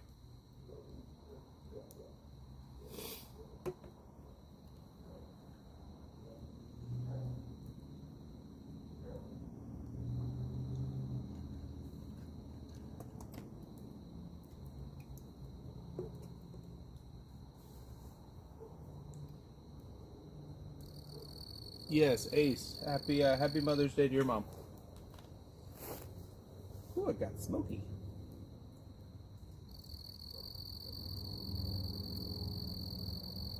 Kind of letting that burn down a little bit. Did any of you, by the way, have any specific questions? I know some of you are planning trips, or some of you may have family that are planning trips. If you have any questions as far as either one of those parks, or even some of the other parks, I may be able to help. So feel free to ask. No problem trying to answer, and if I can't answer, usually I can find someone who can. So feel free to let me know. Also, if there are any specific attractions that you'd like to see, that I have not been able to do either live or videos of, I'd be more than happy to try to go do it. I know some people have asked me to go meet characters when I'm at the park. Depending on the length of my stay, sometimes people have already asked me to do other things. I don't always get the characters, but I do try to show them as we pass. Excuse me. Also, character meet and greets, like specifically, can sometimes be a little bit dicey for me, just because I'm trying to stay out of the way of everybody else. Usually there's a lot of shorter stature humans, the younger humans around. So I try my best to not make anyone uncomfortable or anything like that. So I don't really like doing meet and greets per se. Plus it's really awkward to figure out what to do with the gimbal. Normally they're really cool about it. I just tell them, like, hey, I'll put it over there. You guys can sort of see my interaction with character or the family's interaction with character, and I pick it up and I go, or I just stay back and let the little one hang out and say hey. And I do try to say hi to the characters. We've done Figment, we've done Joy, we did Goofy and Max, we did Mando off camera, but I have a picture that I put up of it. If I see Mando, I'll be more than happy to stay at the back of the group, because with Mando there is no line. In fact, you guys might not know this. So when you're trying to meet Mando, if he's in the park in Galaxy's Edge, at least at Walt Disney World, he doesn't have a line. Like, there's no specific, like, you all kind of gather in a group, and the handler will say everyone has to stay beyond, like, behind this line specifically. And they also tell you, do not touch Baby Grogu. Those are the two main things. You have to follow those rules. So everybody stands behind it, and then what Mando will do is stand there, and he will point to whoever he wants to come up next to do a picture op. So my advice is don't push, don't shove, but if you want to meet Mando and he's out in the park, you want to find that group. Normally it's if you go past Rise and you're headed towards Smugglers, and you have, as you're passing that little alcove right there next to where the market starts with the bathrooms on the left, right there's a huge door. If you go over by that door, that's usually where he'll do his meet and greet, is right there. And the Stormtroopers normally are on the opposite side. And then Rey normally is going to be at the other entrance to Galaxy's Edge, over by Toy Story Land. She'll walk up and down the gangway above everything where you can't really get to her, and then sometimes she'll do a couple of laps around that portion, kind of dodging the Stormtroopers and stuff like that. Always be respectful. Always, if they tell you to do something or not to do something, listen to what they're saying. There's usually a reason. And it may not just be for your safety, it may be for the safety of others, or for the character safety, or just to make everybody's experience more enjoyable. Don't be disrespectful or anything. Just, you can stand there with Mando, especially if you're younger, or you have someone younger with you that you want to have a picture taken with Mando. Just kind of find where in the group is the easiest way to kind of, because the whole group kind of does this number. Like, as you flow forward, he calls you, and then you move out of the way, and the next group moves forward type deal. So just know that that's kind of how it works, and don't keep jumping side to side. Like, pick an area and just kind of move forward. So that's my best advice on that. Other characters like Daisy, Donald, Mickey, Goofy, Max, really all the other characters outside of Galaxy's Edge, there'll be a line. So just look for where the line ends, hop in line. They will tell you, basically the handlers are there also to monitor the line, and if it gets to a point where, okay, the character has to go back to backstage, they will say, okay, the line's cut off, they'll be back at this time. So if that happens, just know they've been there for a minute. So just come back at whatever time. Also, you can meet Mary Poppins and a penguin sometimes. Also, you can sometimes meet Tiana and the Prince just inside the gates to Hollywood Studio to the left. If you ever are in need of a scooter, like a powered scooter, it is for first come, first serve at all the parks. I know at Hollywood Studios, to get that, it's directly in the gate to the right at the gas station. You'll see it, and right next to that's a restroom, so if you have someone that needs to pick one of those up, it's a great time to hop in, use your restrooms, do what you need to do, and then you can head into the park and do your thing. If you're going into Magic Kingdom, it's going to be on the right, far right. As soon as you come in the ticket scanning area, there will be one. If you're staying on property and you schedule this ahead of time, there is a service, and you can call the 1-800 number for Disney, and they will refer you to this service, where you can schedule a power scooter to be dropped off at your resort where you're staying. It's about $20 cheaper a day than if you rent one at Disney. And you can take it, all the buses are accessible, all of the monorails are accessible, the boats are accessible, so you can do everything as far as using the transpo that's there. But they will actually drop it off at the resort for you, keep it for the length of your stay, and you can take it everywhere, and then they'll come pick it up from the resort as well. So if you're going to be there and you're staying on property, I haven't been staying on property, which is part of the reason I don't really deal with that, but I have had to deal with it before when I've stayed on property, and they're great. Just, you call and reserve ahead of time, they drop it off, you take it, you use it for all the time you're going to be there, and then you leave it there and they pick it up. So you don't have to worry about like modifying your car or anything like that. And like I said, the buses are accessible, the boats are accessible, the monorails are accessible, anything that goes between parks as far as anything other than the minivans, you're going to be able to use that with. So if you do have someone in your party that has need of one of those, I highly recommend booking it ahead of time through that service, and that way you have it for the length of your stay and not have to spend that extra 20 to 40 bucks a day renting it directly from Disney on a first come first served basis per park. Now, that also being said, if you don't use that ahead of time service and you are getting one at the parks, the way that that works, like I said, and I'm going to keep saying it, is first come first served. If they are out of them, they'll put you on a wait list and give you an option for a manual, so someone has to push you. But they'll put you on a wait list for a motorized when one comes back, and you have to go back to the front of the park to get it. Now, things to keep in mind with that. A, it's more expensive. B, just because you have one, like when I was doing multiple parks per day, just because I was at Animal Kingdom to start the day, if I finish in Animal Kingdom and I want to go to another park and I need one of those devices, you cannot leave the park with it. You have to turn it back in. When you get to the next park, it's the same thing all over again. You have to go to the center, ask for one, they tell you if one's available, you fill out all the paperwork again, they give you one, you go. If you're going to park hop from that park to another park, you have to turn it in at the gate, go to the next park, do the same thing again, which is why I highly, highly, highly recommend getting one of those ahead of time. It's cheaper, it's just easier, and you don't have to worry about doing the whole park by park, like, do they have one, do they not have one, do I have to leave early, oh, it's later in the evening and I want to go see the fireworks, so they're going to have one available. You don't have to worry about it. So that's my 2 cents on that type of thing. Yes, Windy Girl Ace. Earlier, Windy Girl was like, wow, with this fire, because back, like, then it was like fire, now it's smoldering. But we were joking about, they thought you were going to pop out of the bushes and come sit by the fire with me. And I was like, well, you'd have to climb a fence, so hopefully I'd hear him coming, but I'm down.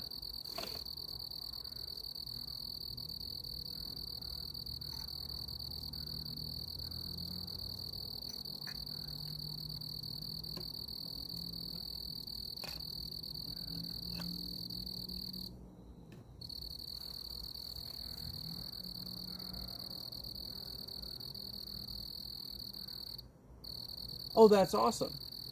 So I hadn't really talked about the charge beyond the first one. I was just talking about you have to do the paperwork, you have to go to the thing. But yes, I'm glad you added that, Mom. Thank you. So if you are renting at Disney one of their scooters, you pay once. You can use available scooters at every park, but you can't use the same scooter all day long. So just be aware of that. Also, a ton of the rides are accessible. Normally, if you roll up to the gate, the employee at the front, the cast member at the front will ask you, like, are you able to transfer? If you're able to transfer, they'll usually give you one option. If you aren't able to transfer, then sometimes you're able to ride the ride, sometimes you may not be able to ride the ride, sometimes you have a separate way of getting to the ride as far as being loaded, but the cast members are absolutely fantastic about it. Please, please, please ask them. If you don't know, just ask. And if they send you a direction or say, like, hey, go over this way and someone will meet you, and you get there and nobody's there, just wait. Like, usually they're helping another guest at the time. They will be there in due time, and 9 times out of 10, you're probably still going to get on the ride quicker or just as fast as if you had stayed the regular standby line. No problem. So just be polite, be courteous, ask questions. If there's a ride you really want to ride and you don't understand like why you might be being told to do something, ask. Just ask nicely. You know, the whole honey vinegar situation. So I do highly recommend it. They are trained to handle that. They go through a lot of training. Disney spends a lot of money on training for that. So, and it's also, in my opinion, the most accessible place in the world as far as people that may have a disability or handicap or need assistance, whether it's getting on a ride, getting off a ride, going through the lines, all that kind of thing. So do just ask the questions. Do your research ahead of time. If you have any questions, feel free to reach out to me in direct message. I have a little bit of experience with it, and I'm also doing research on it right now because I do have a family member in my extended family that will need to. We'll have to go through certain avenues and everything. It'll be we'll be using a lot of those services. Let's just say. So I am actually decently versed in this kind of stuff, but my number one thing is no matter what in the parks, if there's something you don't agree with, that you don't understand, or like you just don't get why they're saying something to you, I know it's hot. I know you've been there all day and you're exhausted sometimes when this stuff happens and you may not get it. Just be nice, ask, and just, you know, be courteous to the cast members because they're going to do everything they can to help you. It's literally their job. They're going to go above and beyond if at all possible. So be patient with them because sometimes they're dealing with a lot of things at once. Give them a second. Like, it's hot for them too. So just wanted to throw that out there. Yes, cast members are awesome.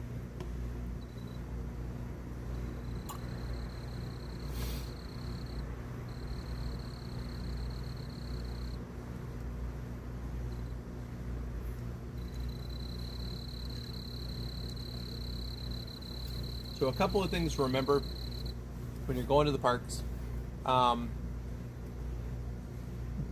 Set reasonable goals. Now, I don't, but I'm also ready for the consequences. You know, when I do these all-day lives, what you don't see is I log off and I'm like, I go back, I pass out for a little while, I get up and I do it again. I enjoy that. It's not for everyone.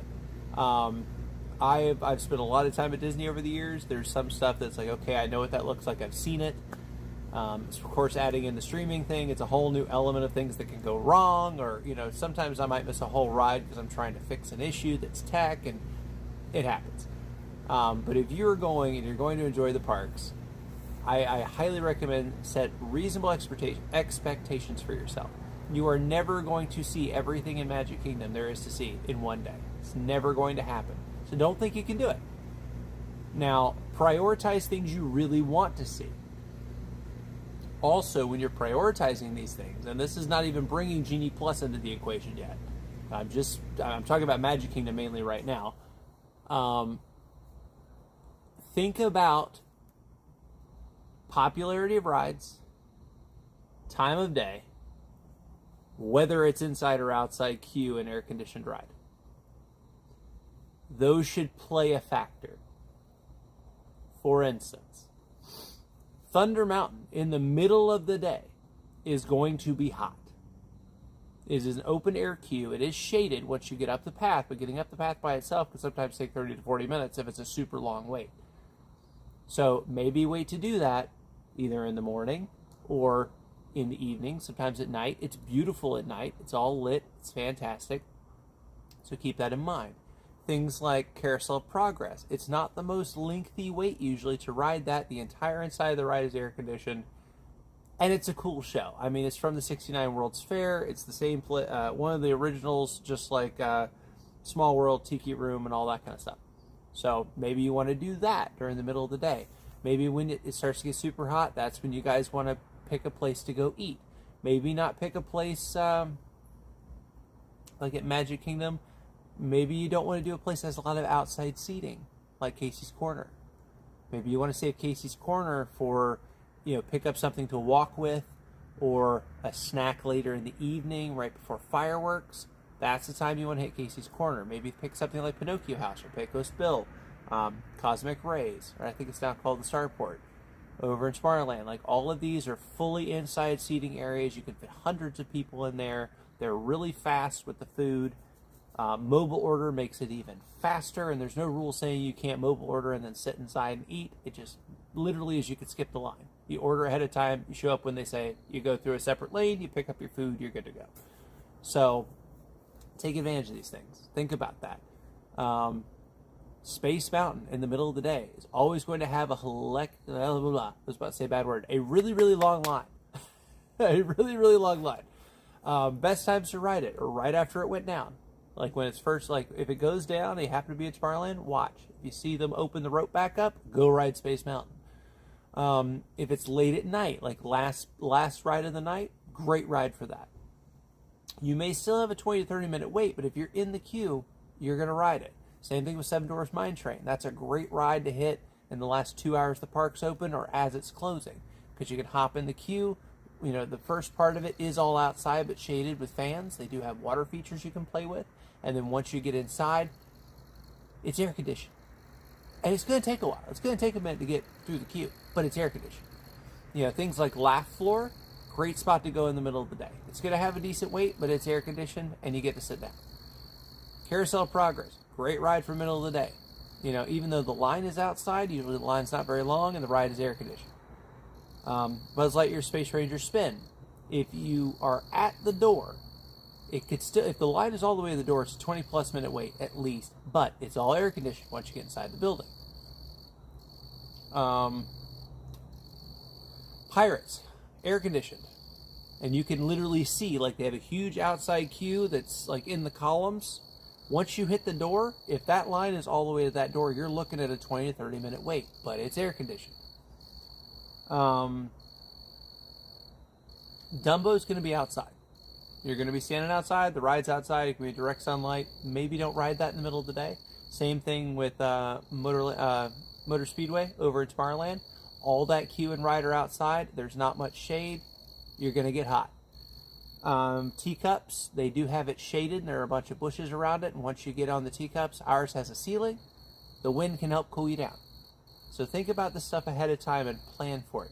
Maybe you want to meet a character. Sometimes the best time to meet a character is the middle of the day. Because 9 times out of 10, those queues are all inside.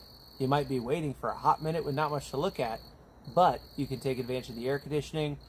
I've seen people sit down and just pull out fans and like just hydrate. So another thing to remember, keep your water bottle filled.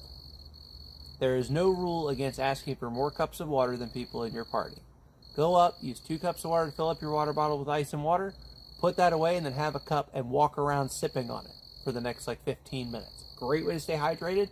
Also think about, if I'm about to go into an hour-long queue, you can take your water bottle with you, but you can't just leave the queue to go get water and come back. You don't want to get dehydrated. So make sure that you've hydrated up or you have water with you and your bottle doesn't have this much water in it. Believe me, I've done it. Do as I say, not as I do. It will make your trip more enjoyable. Prioritize the rides you want to ride. If you don't really care about Tiki Room, but you really want to ride Jungle Cruise, and you really want to ride Pirates, but say you can't ride roller coasters, prioritize that kind of thing of like, okay, I'm going to stay away from that side of the park. I'm going to stick more to this area and see which is a better wait. I don't recommend doing what I do sometimes, which is walk the entire length of the park and back and back and back and try to chase ride wait times. If you do that, but usually by the time it corrects itself on the map as far as the wait time, and then the time it takes you to get to the other side of the park, everyone else that is in the park between you and there has seen that wait time change, and they're already there. So that wait time's going to double, if not triple, before you get there. So be aware of that. I see the chat moving. I'm going to catch up on that real quick. Hey, Miss Garcia. How you doing? Welcome in. Happy Mother's Day. We hit the slower indoor rides in the middle of the day. It's a Small World, Pirates of the Caribbean, Haunted Mansion. Yes, exactly. Hall of Presence is a great place to go catch a nap. I mean, cool down. So yeah, prioritize kind of like, okay, we want to hit this area. We want to hit these rides in this area. You know, maybe these rides are too long of a wait, but there's a restaurant that you like right there, or the Dole Whip station. Go hit that. Wait for it to slow down. If a ride goes down that you really wanted to ride, don't always just jump out of line if you're already in the queue. Like, give it a minute. They'll tell you usually over the speaker how long, or they'll say like, we don't know, but if you want to leave, you can. But what I usually like to say is this: if it's a roller coaster, if something fails on a roller coaster, and 9 times out of 10 it's a sensor, it's almost always a sensor. It drives me nuts. It absolutely drives me nuts.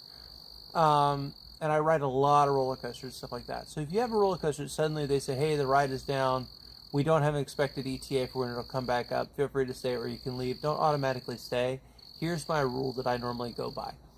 A roller coaster normally, if it has a sensor malfunction, has to cycle through. And this means a full ride of the vehicle with no sensor failures at all or error messages for 3 to 6 rides minimum.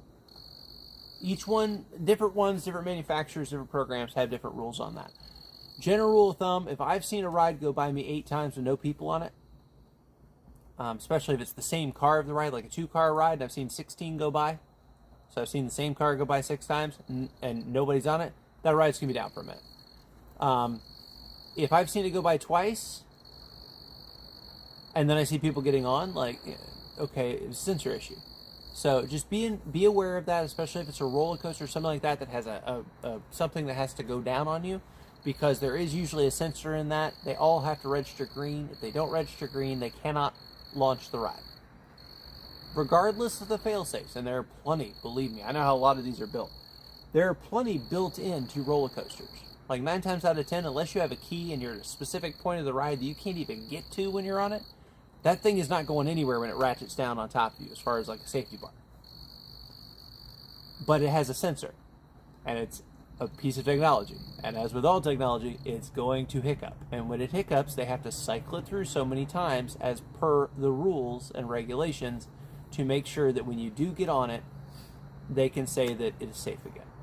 So be patient with them. I know some people, I've heard them get really irritated in the line queues, like, oh, that's, 5th time I've seen this, this ride go by. And it's like, yeah, because they have to cycle it 6 times plus. And that's if there's no issues. If it errors again, they have to start over again. Give them a minute, guys. They're not going to put you on a broken ride.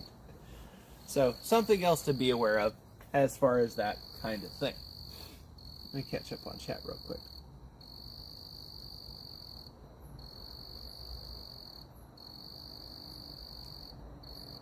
Tina said, my sister just... Oh my god, am I reading this right? My sister just professed her crush on Jay and got her heart broke. Oh. Oh. I don't know what to tell you. I'm sorry. I think it's somewhere else like that.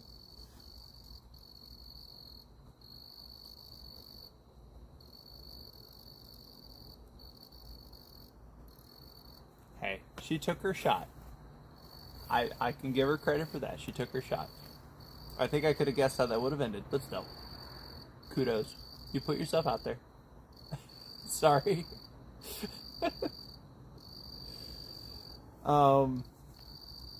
Let's see. We're talking about prioritizing rides. We talked about choosing rides as far as times of day and heat and weather. Rainy days are always going to have less lines on the outside rides, obviously. So take a poncho. If you're planning on riding something like Tiana's Bayou, take a poncho, even if it's hot. There is no rule saying that if it's not raining, you can't wear a poncho. You definitely can. And I don't know about you guys, but I don't like walking around with a soggy rear end. So, take a poncho. Some places like Busch Gardens actually have the big dryers, but they cost money. It's like $5 to $10 to stand in the big thing and it blow dries you. And I'm not going to do that. I'm just going to take a poncho. So, be aware of that. So, always take water bottle, poncho.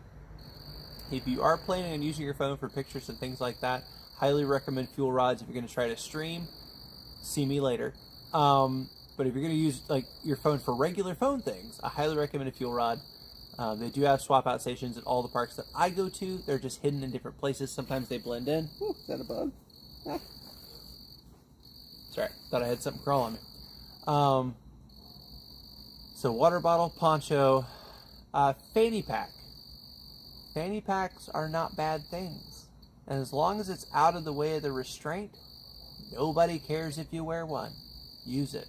If you have glasses, take a glasses case. When you take your glasses off, you can put them somewhere and they don't get messed up. Trust me on this one, I've broken more than my fair share. If you're going to wear a hat, have a way to secure your hat. They will not let you wear it on a lot of rides. And if you're like me and you don't like leaving things in the station, clip it on your fanny pack belt. That's fine. Sometimes what I'll do is I'll literally take the back of the hat, like right here, and I'll put it on my hand like that. And that's fine. It's not going anywhere.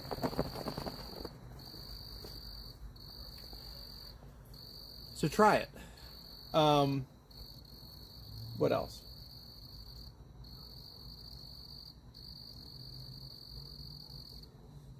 Let's see, we talked about battery phone, glasses case, way to secure your hat, water bottle, poncho. Cooling fans, they allow those in. Go for it. Oh, metal detectors. That's something I wanted to talk about. I don't get into much in-depth stuff as far as security with any of the parks. I have no desire to, but I will say this. If you keep going through security and you keep getting bag checked, just ask nicely if they know what keeps setting it off. You would not believe how, I know that I'm going to set it off. I'm coming through there with, batteries and gimbals and all kinds of stuff. I'm already fully aware and expecting. And I've even talked to them. In fact, I've had them tell me, like, hey, actually, if you do it this way, it'll work better and it makes it faster for you. And I'm like, okay, cool. First of all, it's their job. They're keeping everybody safe. Don't get rude with them. They're out there all day in the heat trying to keep everybody safe and in accordance with policy. Believe me, you popping out a soapbox right there in security, it's not going to change a dang thing, and it may actually result in you getting removed from the park and not allowed to come back. So just be nice to them. If you are curious as to what is setting it off, you would not believe how many times I've literally stood there, and it's happened to me, it's happened to family, it's happened to tons of people around me. They get up and go, what on earth keeps setting it off every time? And they're like, it's your glasses case. It's literally a glasses case. So a plastic glasses case doesn't have that problem. So, something to just consider. Always feel free to ask them, because they'll tell you. They're usually more than happy to be like, just so you know, this sets it off, this sets it off, this is going to set it off, this sometimes will set it off. If you put this here, it won't set it off as quick because we'll see what it is, So, that's about as in-depth as I want to go into on that, but just be polite. You are allowed to ask questions in a nice manner, and normally they'll be more than happy to tell you, yeah, it's this right here. 9 times out of 10, you're going to have to back check just because of this glasses case. So have a plastic glasses case. Saves you bakoodles of time.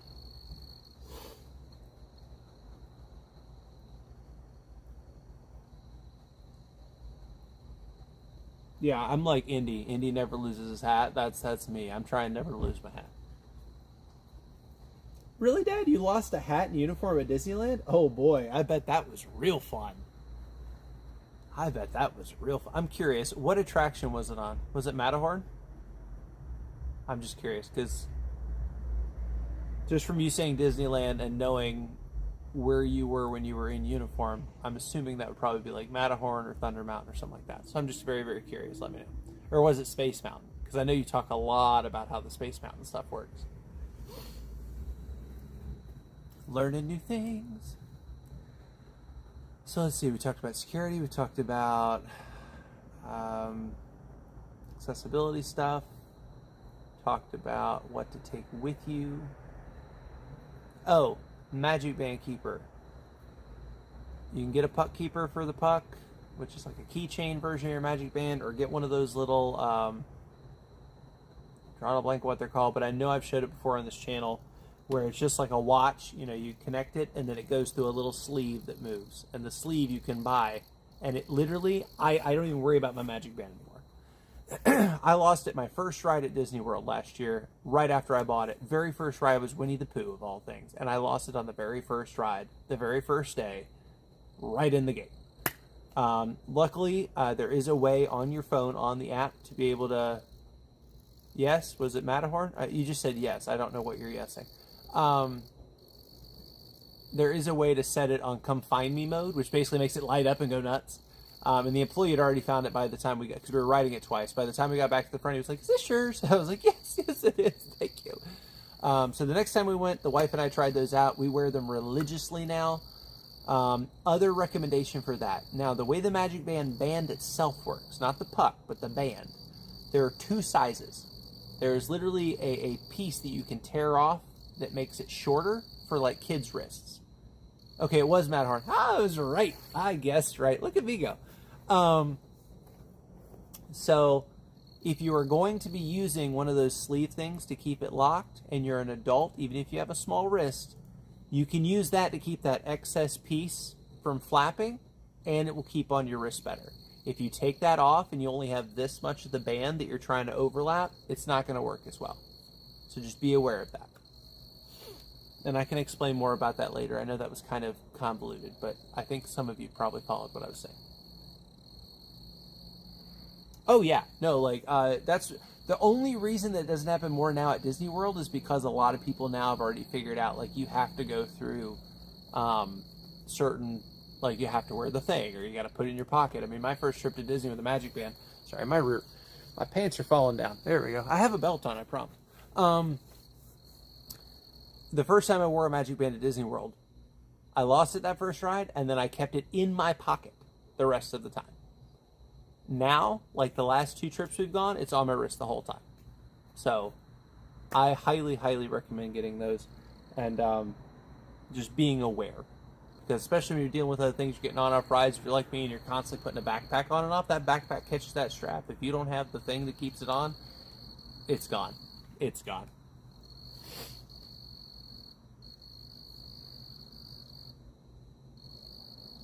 Always had a spare hat vest inside the uniform, go Navy. Right? There you go.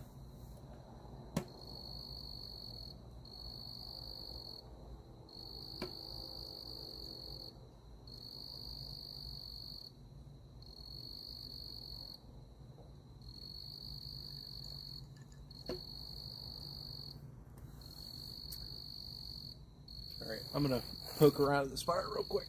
Give me 1 second.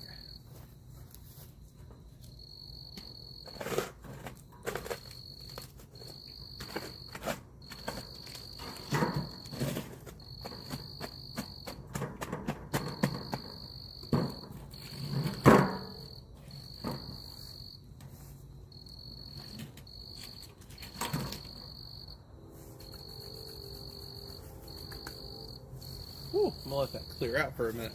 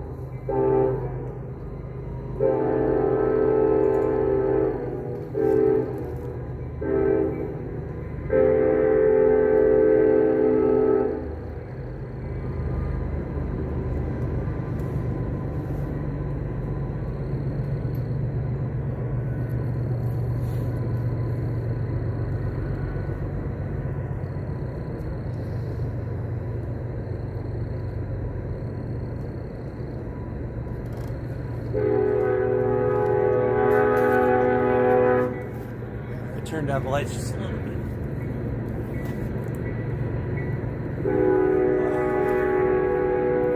So you can still see, yeah, it works. You can still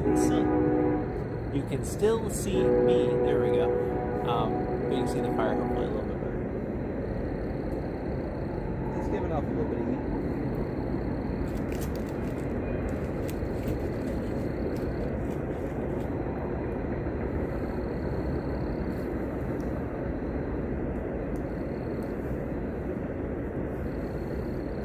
hoping that the coals burn out some.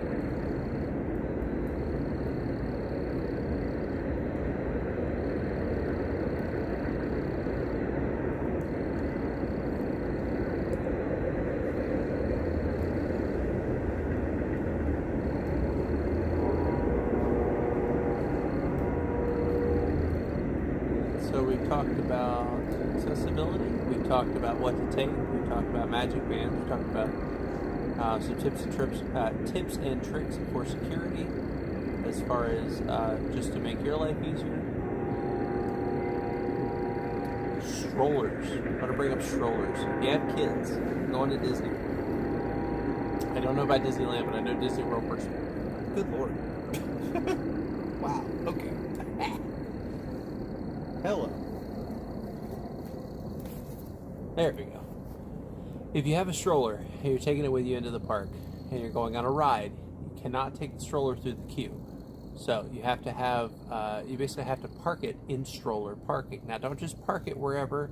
You don't know where stroller parking is, ask the cast member at the gate to the ride. They will tell you there is stroller parking, there is not stroller parking.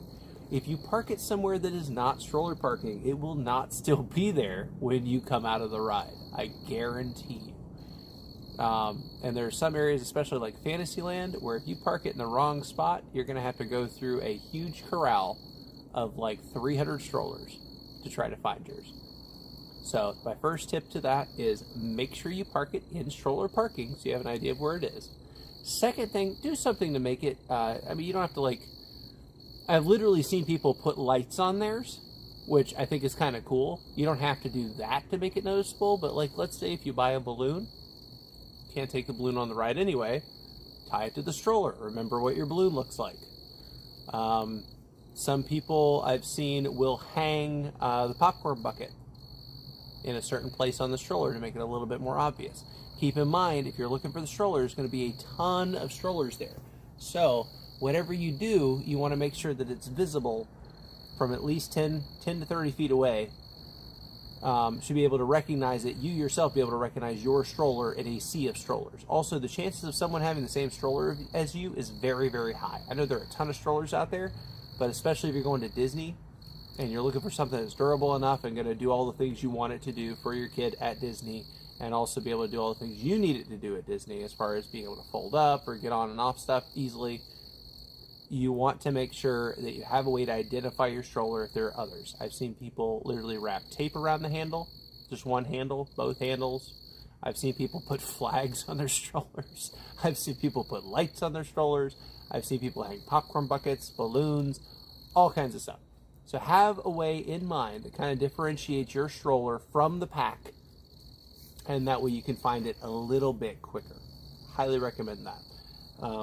Because the last thing you want to do, yes, you can put a label on your stroller. I personally am not a big fan of that because, especially with the streaming and everything, I don't always want people to know which stroller is mine, just for my peace of mind. But yeah, you can also put a label on them. If you wind up renting one in the park, I highly recommend, because everyone's is going to look the same and have a label with your name on it, and that's it. But the label's between the handles, so you can't really see it when you're looking for it. So either know the rough area or have a way to be able to kind of ID your stroller. Sorry, this thing just got really smoky, like right in my eyes. But have a way to ID it, whether that's colored tape, balloon. If you buy a drink with one of the flashy cubes and it's nighttime, leave the flashy cube going. There's a billion ways to do it, but feel free to try some of that stuff. Oh my lord. Okay, I gotta move for a second. All that smoke was going straight up all this time, and now it decides to go right in my face.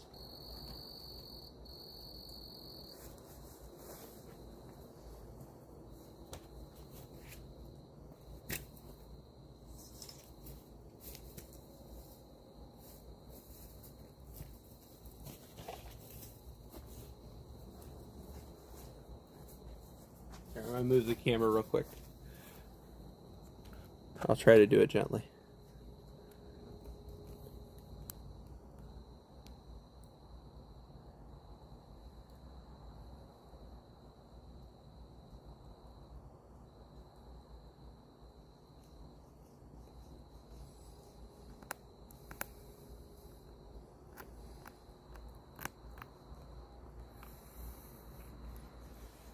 There we go. Okay.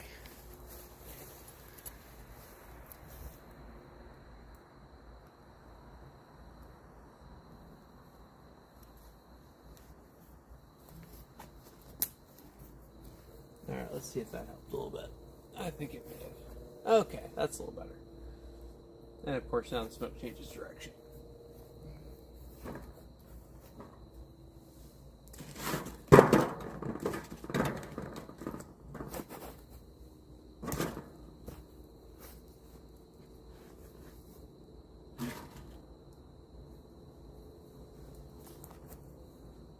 Yep, no meltage.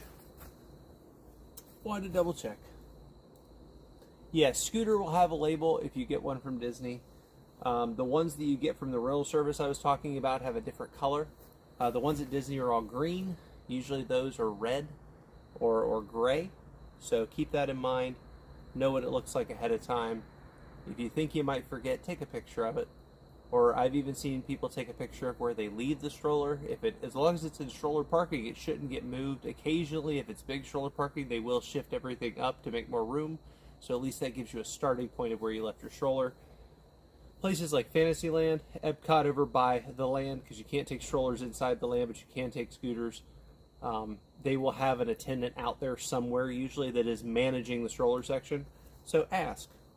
I mean, obviously, they're not going to remember your exact stroller. But if you say, hey, I left it like in this general area, do you have any idea where it went? Usually they can help with that.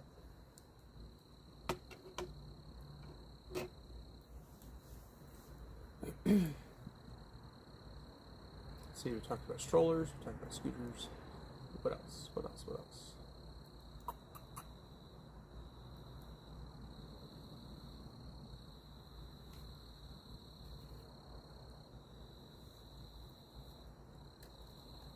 Do you guys have any questions on any of this stuff?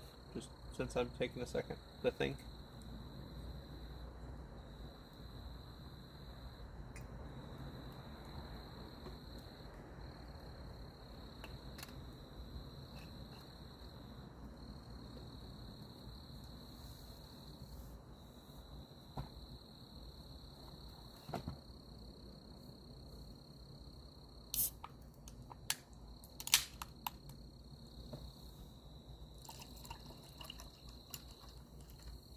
Got this really fruity drink that I found at the store today, and it's actually really good. It's like mango. I don't get mango flavored things very often, but after drinking all those really good drinks at Disney, I was like, I need something like fruity. I don't want bitter. So that's what I'm hanging out with tonight.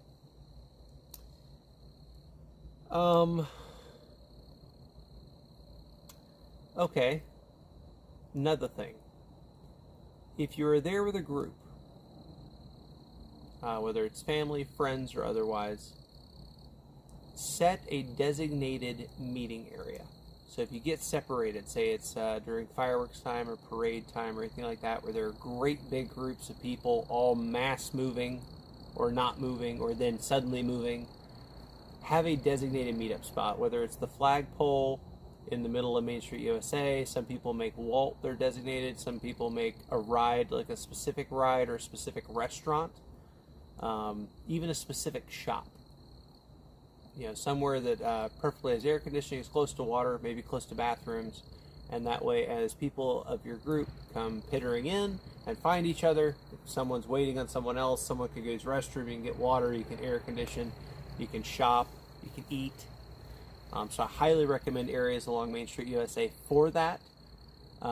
Casey's Corner is a good one. The store right next to Casey's Corner is a good one. I would not recommend the ice cream shop because there's not much room to stand in there unless you're in line. They're going to make you go outside. But if you're over at Casey's Corner, that connects directly to the store right next to it. It's out of the way. It's not super visible. It's a great spot. The flagpole's nice. The firehouse is not always open, so I would not make that one. But definitely think about emergency meetup spots, because especially if something happens, which no one ever wants something to happen, but you know, accidents are a thing. We're all human. I remember one time my dad and I were leaving Rock and Roller Coaster. It was raining. We were trying to get to Epcot for a dinner reservation, and we wanted one more ride on Rock and Roller Coaster. And coming out of Rock and Roller Coaster, they have this concrete slab ramp that goes down to the door to exit to the outside. Dad slipped on a puddle of water and fell. I mean, he was bruised up, but he was fine. But he would, I mean, literally, like, everybody was like, shoo! Like, with cast members, they wouldn't let him get up. It was a whole thing. So it kind of threw our plans for, I found another hole. It threw our plans for a little bit of a loop. And, you know, things like that happen all the time. I have friends that have tripped and fallen over the tracks on Main Street and broken bones. So, you know, you never want these things to happen, but unfortunately they do.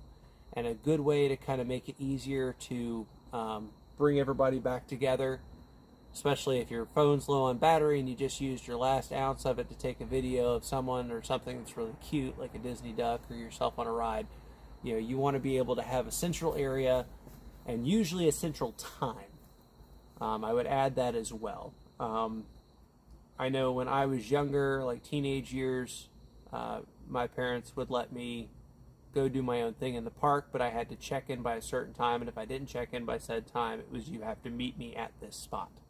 Otherwise, we gonna come looking you. That's what they say around here. They gonna looking. They gonna come looking you. And you never wanted your parents to come looking you at Disney. That was never a good thing.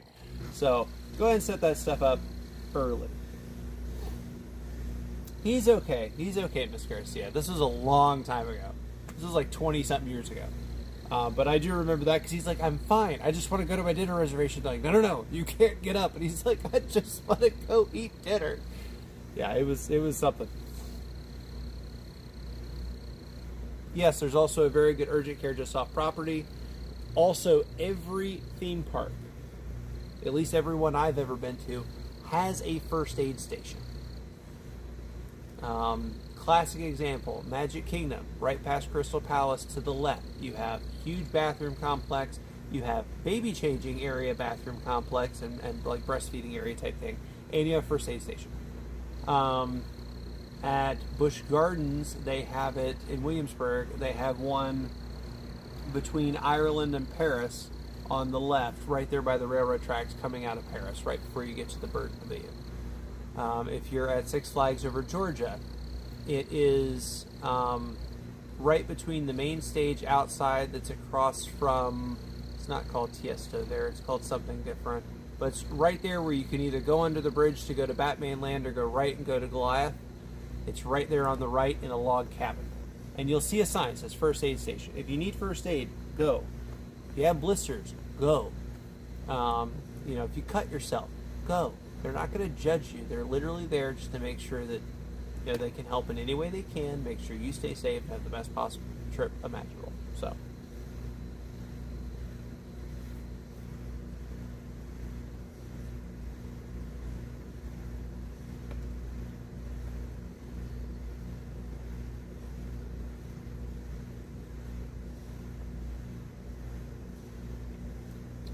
Another good thing to remember when you're in the parks, especially Disney, if you see a cast member, say hi, be nice. I've actually had some really cool interactions. I've had some really cool gifts. I mean, I don't even know if they're called gifts, but like, you know, they used to allow you, for instance, they used to allow you in the front of the monorail. And you could get a monorail's co-pilot license, kind of like when you used to be able to get on an airplane and you got your little set of wings for like Delta and American and all that. Well, they no longer allow you to do either thing, but I do know at Disney, even though you're not allowed to go up to the cockpit anymore of the monorail, if you see people standing, like cast members standing in the station, and they're just hanging out, usually they're waiting for their shift swap out or their break swap out, or sometimes something else. And when we were at Epcot one night, one of them saw me, and I mean, it's very obvious I'm filming. I have gimbal, phone. You can see on the screen that I'm filming and live in the comments and everything. And I'm trying to film the Epcot ball, but I'm also trying to stay out of everybody's way. And someone went, you know, if you want a better view, you just come over here. And I turned around, it's a cast member. And they were very, very nice. They were like, yeah, come this way. And they let me into like this little, gated off area basically that was out of everybody's way with a huge, great view of the ball. If you were on that live that night, you probably remember this, because then we started talking. I started just asking some questions like, how long does it take for the monorail to get from X to Y? And like, how long is this trip? How long is that trip? And they were very knowledgeable, answered all of my questions. And then I said something about, I really miss being able to ride up front. She goes, well, we still do give away the co-pilot things if you ask, like, sometimes. I went, really? She's like, yeah, here's one for your kiddo. And I think I showed it on the live. I got a co-pilot license. They have a collector's card. In fact, several of the attractions for I think she said all of the transportation things, like boat, monorail, bus, all those have a card, like a collector's card for each one. And they don't like sell these or anything. You can only get them if a cast member gives them to you. So that's a great way to do that. It's a fun game to play. If you've gone to Disney a lot, like try to collect all the cards. And the cast members love that kind of stuff. If you're nice and just trying to interact with them, like they'll be more than happy to be like, yeah, here you go. And it's just a cool little thing that you can take home that just not everybody takes home with them, I mean, I also got a really cool sticker that basically looks kind of like pilot wings, but it's for the monorail.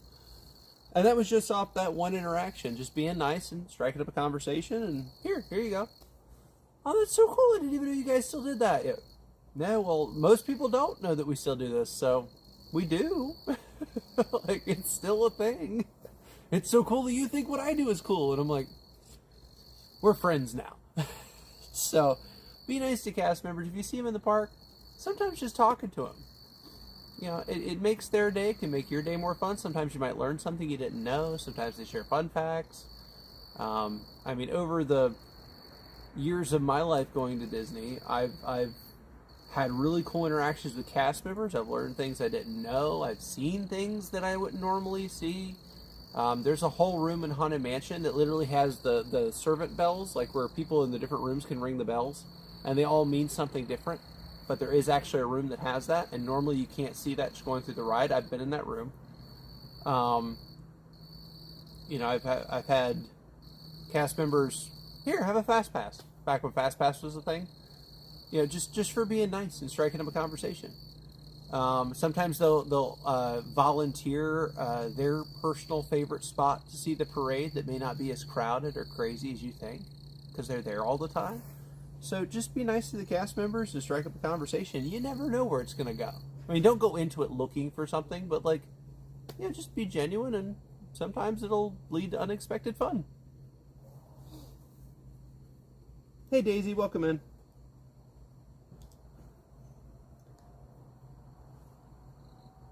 Remember to take any meds you need during the day with you and make sure they're identified. Yes.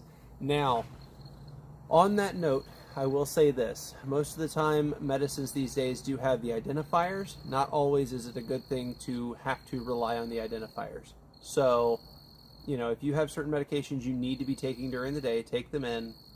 Usually it's a good idea to take them in with some sort of label or bottle or something that says what they are.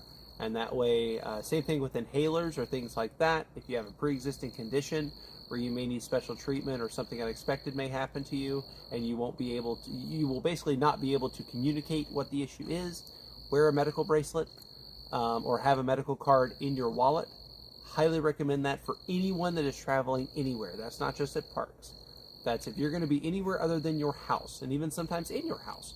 You want to make sure that you have, if you have a condition like what I'm talking about, which there's a wide variety and array of them that are more prevalent than some people realize, have something that basically helps anyone that is trying to help you.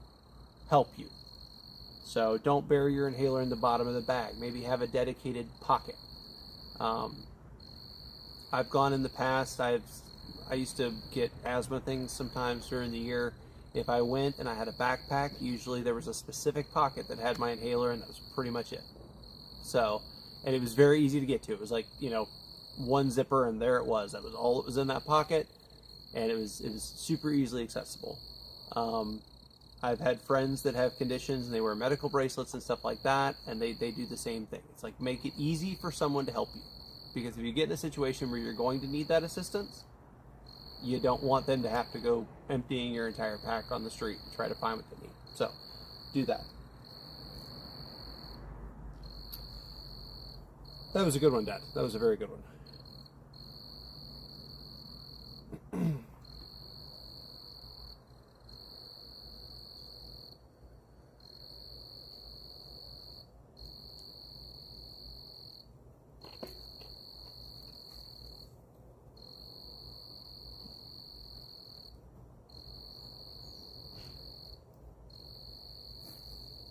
Also, just like we were talking about with rides, prioritize what food you want to try. Now, there are several avenues to do this. There are countless streamers like me that are out there streaming food and food options. There's DFB Guide, which I highly recommend. They're always on like the top greatest or newest, or they do a ton of different video content. Go check them out. Highly recommend that. Ahead of time, you want to go, and also you can go on Disney's website. You can see the menus. If you can't find them there, DFB will actually, I think it's like $30 or something, and you can get a book, like a digital PDF book, that has every restaurant, their recommendations, their recommended times, the full menu. Now the menus change, and they try to update it as things change. But do your research ahead of time if you want to try some of the more unique food, especially. Now, if there's an event going on, do your research on the event. If there's not an event going on, go on one of these avenues or just look around. Or if you see something specific that you're looking for, like the colossal Cinnabon, there's only a select few places that have it. Look up where they are ahead of time. If you want to do character dining, there's several character dining areas, both that have to have a ticket, like to get into the park to actually dine there, and there's some that are on property you don't need a ticket for. There's one at the boardwalk where you can meet Mickey and Minnie and I think it's Donald, Daisy and Goofy? Maybe Pluto? I know you can meet Mickey and Minnie. I think the others all rotate. It's only for breakfast, but you don't have to have a ticket. Like if you're going to Universal, you hadn't bought Disney tickets, but you want to meet the Disney characters and just have a Disney experience, go do that. Nothing says you can. And it's a fun time. It's a fun time. But things like that, they sell out quick. So the general rule is figure out what food you want to try early. If it's something you think is going to sell out, which just expect any table service to sell out. Not all of them do, but expect that they're going to. What you want to do, at 60 days from the day that you want to eat there, at 7 a.m., they're going to open up booking online or through the My Disney Experience app. Go ahead and book that. If you have any questions about that, call before you try to do it. Don't wait till the morning of. Call before you try to do it, the 1-800-Walt Disney World customer service line. They're more than happy to help, and sometimes they'll even book it for you. If for some reason you're going after an attraction for food that is already full up, or that's sold out really quick, I'll get to that in a minute. You can check back. My recommended times to check back are 30 days out, a week out, and then every day, 3 days out up to the day. And especially on the day, because people cancel, people move their reservations, and sometimes they even hold spots for the day of booking. So, sometimes something will open up. You may not get the most ideal view, but you can still experience the food and the aesthetic. If you're going after character dining specifically, remember, you're not paying so much for the food as you are the experience and time with the characters. It's not going to be gourmet usually. Sometimes it will. The trick there is you can save yourself about $20 a person if you book for breakfast instead of lunch or dinner. Also, try to book for a time where they are transitioning from breakfast to lunch, because sometimes you can actually sample both foods. Also keep in mind the way that they organize all of that is they seat in waves, and it's because the characters come around, they take a break, they come around, they take a break. So they're trying to get one group, everybody meets them, okay, out, next group in, they come around, they take a break, that group out, next group in. That's how they're running the character things. That's fine. That's a great way to get a ton of people through and everybody get a very unique experience while keeping it all moving. Think about what characters you want to meet, because not every character breakfast, lunch, or dinner is going to have the same characters. If you want to meet the princesses, think about Oscar House over at Norway in Epcot. If you want to meet the princesses but you want to be in the castle and you want to meet Cinderella but you don't really care so much about maybe one of the other princesses, do Cinderella's Table. It's also a really freaking cool thing to see that stained glass window and be able to look over Fantasyland. It is really cool. I'm hoping to do it this year with my kiddo. We've already done Oscar House, which we met Snow White, Aurora, Snow White, Aurora, Tiana. Come on, I know there were more of them. Ariel. I think there was a fifth, and I'm blanking on who it was. If you want to meet Stitch, and you want to meet Lilo, there is a character dining event that happens. I think it's at the Animal Kingdom Lodge. It's either there or at the Polynesian. I can't remember which. I will try to look at that and have an accurate answer for you, but the answer is on the internet. But if you want to do that, know to go there. If you want to meet Mickey and Minnie, you want to do something like, and like the classic characters, you want to do something like Chef Mickey over there at the Contemporary Resort. There's also one where they're all in their beach garb over there on the boardwalk. And then there's another one that's actually off property. So fun facts on that. So think about not only when and what, but also if you're especially looking for characters, who are you trying to meet? Because if you go to Cinderella's Table and expect to meet Mickey, it ain't gonna happen. If you go to Crystal Palace and you expect to meet anyone other than the Pooh characters, it's not gonna happen. Those are all Winnie the Pooh at Crystal Palace, princesses at Cinderella's Table, Chef Mickey and things like that is where you can do Mickey, Minnie, Goofy, Donald, occasionally Daisy, and Pluto. Great PB&J sandwich at Aunt Polly's on Tom Sawyer's Island. So Aunt Polly's is not always open. Tom Sawyer's Island is also on limited hours every day. It does not stay open the entire time the park is open. So if you have younger kids, best time to do that is going to be sometime in the morning or early afternoon.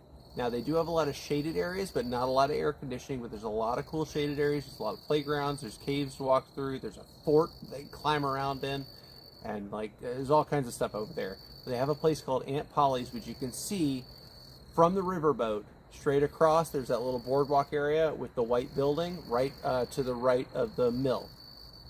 That's Aunt Polly's. Now, you can usually see from Liberty Square if Aunt Polly's is open. If Aunt Polly's is open, you're going to want to take a left, go down past the riverboat like you're heading towards Thunder Mountain on the waterfront on that boardwalk. Right down there, right across from Thunder Mountain and Tiana's Bayou entrance, on a one level down, is going to be where you get on a raft to go to Tom Sawyer's Island. That is the only way on or off. They have a ton of rope bridges and all kinds of stuff. You're going to be walking a lot. They don't have very good service over there. I do plan on doing some videos over there coming up because I want to take my kiddo there because that used to be one of my favorite places to go. However, there are no rides or anything like that. It's literally just walking in playgrounds. There is really good biscuits and PB&Js over there at Aunt Polly's if it is open, and you can usually see that before you take the raft ride. So keep that in mind. Mary Poppins and Tiana at 1900 Park Fair at Grand Floridian. As far as I know, that has opened back up. I know it was one of the last to open back up after COVID. So I do believe it is still back functioning again. I do seem to remember hearing, though, that some of the food options that used to be there are no longer available. So if you're used to 1900 Park Fair, go check out DFB Guide. I think they did a video all about it. So that's my 2 cents on that. But yes, great place to meet Mary Poppins. Another place you can meet Mary Poppins is when you come into Hollywood Studios on the left, right there before you hit the main square in Crossroads of America, or Crossroads of the World. So, wanted to mention that. Let's see. Does anybody have anything else they'd like me to talk about? Because I'm just a wealth of useless Disney knowledge.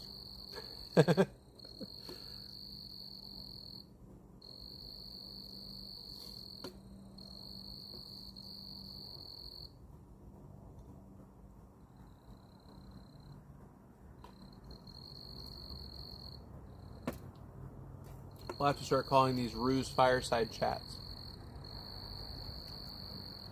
I also need more firewood because I think I've finally burned through the pile that I had. It only took me 3.5 years.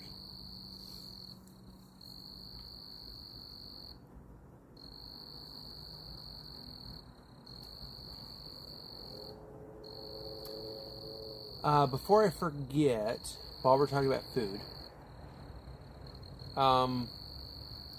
a good majority of the pavilions in World Showcase at Epcot have really good restaurants. Even if they're buffet style, they're still really good. Beer Garden over in Germany, highly recommend. It's like middle of the road as far as the more pricey sit downs. However, it does have a show that you can watch while you're eating. They have a steakhouse in Canada, which I've heard is exceptionally good. I have not tried it yet. Those that have been with my channel for a while know that if it's going to come to something like steak or crab legs, I'm probably just going to make it myself. Not really going to pay to go do that. But Beer Garden, they do a lot of German food. The meats, the pasta, the whole thing. Excuse me. But they do have a show that you can watch, which is great.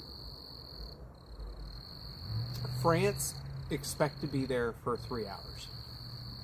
It's going to be good food, but it's very lengthy of an experience. Italy, the current Italy menu, it used to be really good. It used to actually be one of my favorites. I can say now, in my opinion, the sit-down restaurant in Italy, they don't have garlic or salt, I guess. And it's very much a pick from 5 menu. I'm hoping they will improve their game because it used to be really good. Now it's very lackluster for the price. So I'm just going to say that. But they do have a really, really cool pizza window just across from that I highly recommend. It's good pizza. Possibly some of the best pizza on Disney property. Mexico has a great ride a great restaurant overlooking the ride. They also have their own dedicated bathrooms. So always good when, at least when I am going after Mexican food. Norway has a really good bakery, like a really good bakery, and normally it's not very crowded. But they have these like pretzel looking things that are frosted, and literally it's raisin bread on the inside. It tastes like raisin bread. I don't think it actually is raisin bread, but it's very reminiscent of raisin bread. So good. You have to try it. And they also have some very unique beers there that you can't get anywhere else if you like your adult beverages. So I highly recommend that. Japan.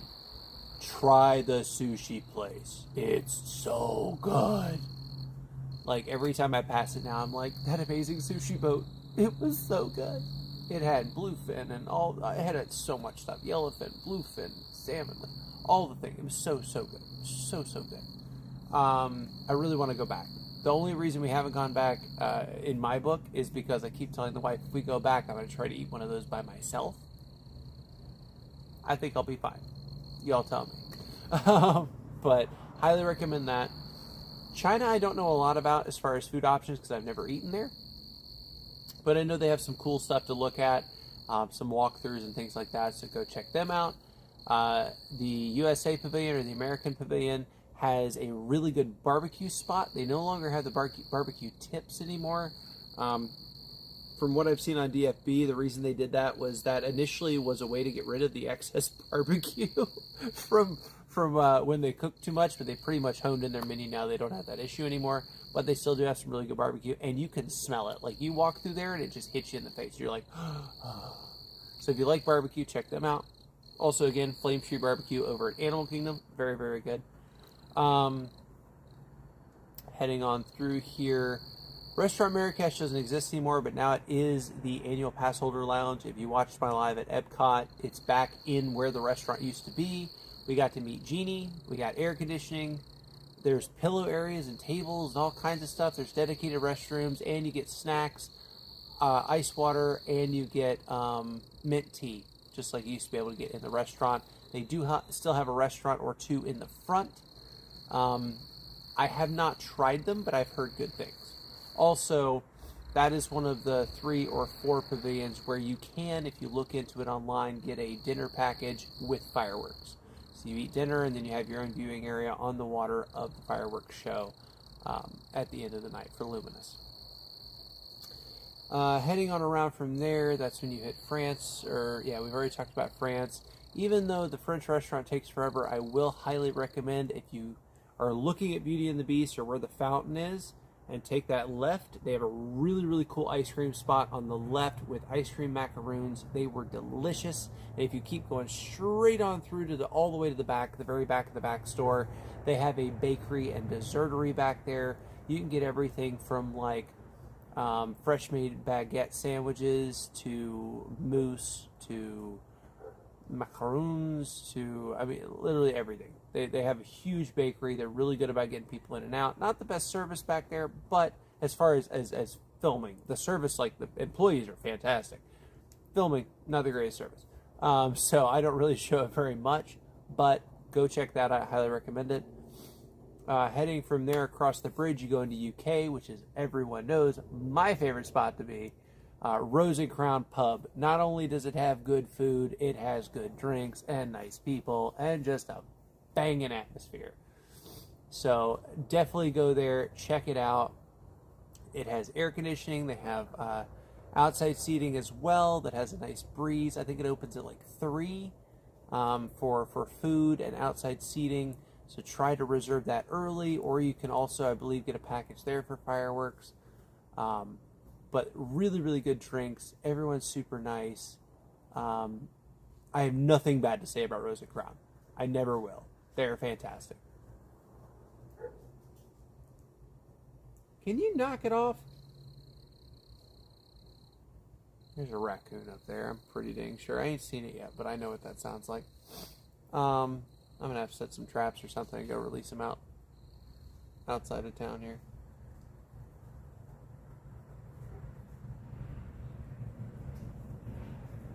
That's something. Okay. Anyway. So, Rose and Crown, highly recommend. If you don't want to wait for the fish and chips at Rose and Crown, or you don't want to do the sit down, or maybe you missed the window to be able to do the sit down, highly recommend. There is a walk-up window. If you're looking at Rose and Crown, it's right, literally to the right. You can walk up there, you can get the exact same food, and do what you want with it as far as walking around eating. They have bands playing in the back, across the street from that. There's also a big restroom area right there as well. That's going to be between France and UK, is also the back exit from Epcot to be able to get the boat or the Skyway to go to Hollywood Studios or several of the resorts over there. Just keep that in mind. PJ's Ponderosa in the house. What's going on, man? Good to see you. Always good to see you. June 28th. Ready. I just hope I really, really hope that I get to ride it on this way. We'll get to that in a minute. Because I am going to talk about that again before I log off. So, headed from there, from the UK, coming back towards World of Tomorrow. I believe the next thing you hit is Canada. And Canada also has a live music stage. They have a poutine spot that's open all the time. They have a really good steakhouse that I think I've already talked about. Just some cool things to see over in Canada. And that pretty much brings you back to the crossover back into World of Tomorrow. Now, they have some other cool restaurants at Epcot, like Coral Reef, which one whole wall is looking at their big aquarium. They allow divers in there. You can also pay for that experience. It's like just under $400, I think, to get like a 1.5 hour dive. And it's like the whole thing, I think, is a 4 to 6 hour session. They teach you stuff and do stuff and get you set up, and then you get to dive for like, I think it's an hour, which is actually pretty cool. And they bring the little chalkboard, or not chalkboard, but like dry erase board type thing for underwater where they can write you messages. The divers play with you, and it's really cool. The restaurant, there is not an obstructed view because the restaurant is tiered. So one wall is the aquarium, and then you have stair-step tiers, and so everybody's got a really, really good view of the restaurant, even if you're all the way on the other wall. I have eaten there before. I have not eaten the post-COVID menu. I ate the pre-COVID menu, which was fantastic. I don't know much about the current menu, so if anyone decides to go there, let me know how it is, because I love the aesthetic, I love the service, I love the view. Haven't tried it yet, so at least not since they changed the menu. Space 220 has a really cool entrance thing where you get shot up into like the stratosphere, and then you go in and eat. It's got a interesting menu though. I don't know. I got mixed feelings about the menu. I haven't tried it yet, but just looking at the menu, I'm like, really? We couldn't come up with something? I don't know, something a little more, I don't know, avant-garde. But that's just me. That's pretty much all the restaurants other than the Land, which again, highly recommend. When I was there before, you had the roast beef sandwich, which I had, which was excellent.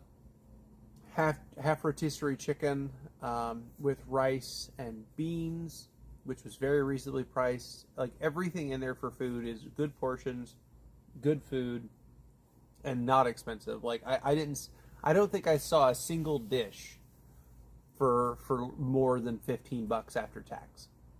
And it's good portions, and it's air conditioned. Plus, you've got Soren living with the Land, or not Rafiki's Planet Watch. That's Animal Kingdom. There's a movie upstairs that you can watch. I can't remember what it's called, but there's one of those in there, all in that one pavilion. So that's another great place, kind of like Animal Kingdom with Flame Tree, where if you've got kids of multiple ages that want to do multiple things, maybe some want to. Some people in your party want to sit and just relax for a few minutes, and other people want to go ride something, and other people want to ride something maybe not as crazy. You can do all of that in that one building. And the other cool thing about it is, except for the movie, everything's on the lower bottom floor. So if you just face your chair towards the escalator, they ain't going nowhere. So... Another good thing to remember. Thanksgiving in the Land, right? Yes. No, that's a great place to go for Thanksgiving, especially when you go over to the half chicken spot, which is all the way to the right. They also have stir fry and I believe flatbread pizzas and something. There's a whole bunch of stuff. There's macaroni and cheese. They've got multiple options for kids menu. Go check out the Land. It's reasonably priced, and it's in a good spot.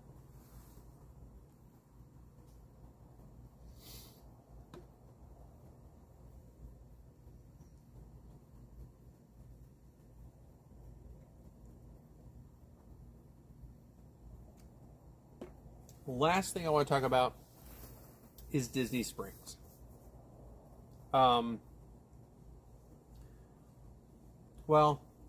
we can talk about Hollywood Studios, because we've talked about Magic Kingdom a little bit. We've talked about Epcot. We've talked about Animal Kingdom. We haven't really talked about Hollywood Studios very much. I already talked about the counter services.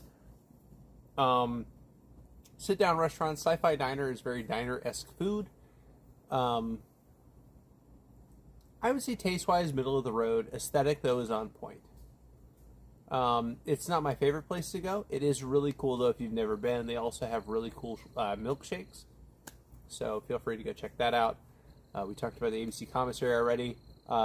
Galaxy's Edge, Ronto Roasters, and Docking Bay 7 have... It's a limited menu, but it's good food.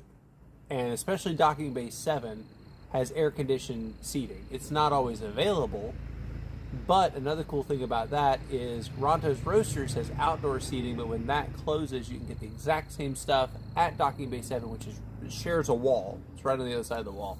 So you can mobile order it, pick it up, go back and sit in the seating. Because when the restaurant's shut, I know everybody here probably has seen the big pod racer motor with the meat and the robot. That's all in like a outdoor breathable area that's shaded. And that is Ronto's Roasters. Docking Bay 7 is right behind that wall. And all of their seating's inside, but they actually share the same menu, especially after Ronto's closes. So if you want something and you missed it because it's closed already, mobile order it. You can literally walk in, pick it up, and then go sit back down over at Ronto's Roasters, because the tables are usually free. Also, if you're looking for a place in Galaxy's Edge to get out of the sun and just hang out for a second, there are multiple tables over there you can hang out at and just chill. It is connected also to the marketplace, which is shaded, so that you can walk through that and not feel the full heat of Batu. Moving on through there, I have not tried the Cantina. I've heard it's good. I've walked by it many a time, but normally it is packed out from what I have seen. So I have not tried that yet. It is on my list. Woody's Lunchbox. Highly recommend. If you watched this past trip at all, you probably saw me eat there twice, and that is because it is that good. They have an adult lemonade that is so flipping good. And it's not outrageously priced. And they also have like turkey sandwich. They have tachos, I think you call it. But basically it's loaded nachos, but with tater tots. So good. They have a grilled cheese with like 5 types of cheese. You can get tomato soup with it, and it's really good. The kids' meal options are brilliant there. The prices are not bad. All the seating is outside, but you're right across the way from all the stuff in Toy Story Land, so it's all right there together. You have bathrooms really close to you, unless the park is already closed, as we found out. And on top of that, they do have umbrellas over the tables. And the aesthetic in the dining area is on point because you're still in Andy's backyard. So you got the soldiers and the big Pixar ball, and you've got connected sets over you holding up Christmas tree lights, and that's your lighting. It's just a really, really cool place to check out. There's a barbecue place just down past that, heading back towards the front of the park, right before you get to Woody on the left. I have not tried it yet, but I've heard really, really good things. It is on me and Mrs. Roo's list to try before the end of the year, and I'll keep you posted. Also, if you go on past Woody and you're headed back towards the Chinese Theater and back towards the front of the park, when you go down the main walkway out of Toy Story Land, directly in front of you is a Joffrey's. So go check that out. There's character meet and greets to the right. There's also restrooms even farther to the right. So all that's kind of right there together. So kind of meet up there, and then you can take a left, head back towards the main square there in front of the Chinese Theater for Mickey's Runaway Railroad. Now, we also did the hot dog spot in the big boat. I can't remember the name of the big boat right now, but if you're looking at the Chinese Theater, it's directly to the left. They have some really cool hot dog options. There's mainly 3. There's a sauerkraut dog. All the hot dogs are like this big around. I mean, they're huge. I think they're half-pound hot dogs or something like that. But you get one that's just mustard and sauerkraut. You get one that's California BLT that has avocado, lettuce, tomato, and bacon. And then you get one that's macaroni and cheese topped with bacon on top of your hot dog. And it's really, really good. So those are your main 3 options of there. They also have fresh cut chips. Highly recommend. However, I do want to give a disclaimer. If it's the middle of the day, you are sitting under an umbrella. It's not exceptionally breezy, so it can get really hot. So if you're anyone that's susceptible to heat with that kind of food, probably want to choose that maybe right when it opens before it gets super hot, or maybe later in the evening before it closes. Or get it and go to a shaded area. Brown Derby I've never tried, but has a really good outside bar. That's directly across the square over by where the launch bay entrance used to be. So if you're looking at the Chinese Theater, boat to the left with the hot dogs, to the right is the Brown Derby. And I have not tried the food inside there, but I've heard it's good. They do have the 50s Diner. That is a lot of fun. I haven't had it in probably 15 years, but when I went, it was so much fun. I could spend a whole stream talking about it, so I'm not going to talk about it too much on this one, but it is over there on Bay Lake as you're heading around towards Indiana Jones. There's also a couple of other spots over there that I've not tried, so I'll let you know as I find out. Now, if you're headed down towards Spooky Elevator, also known to everyone that is not familiar with the streamer, my daughter, Tower of Terror.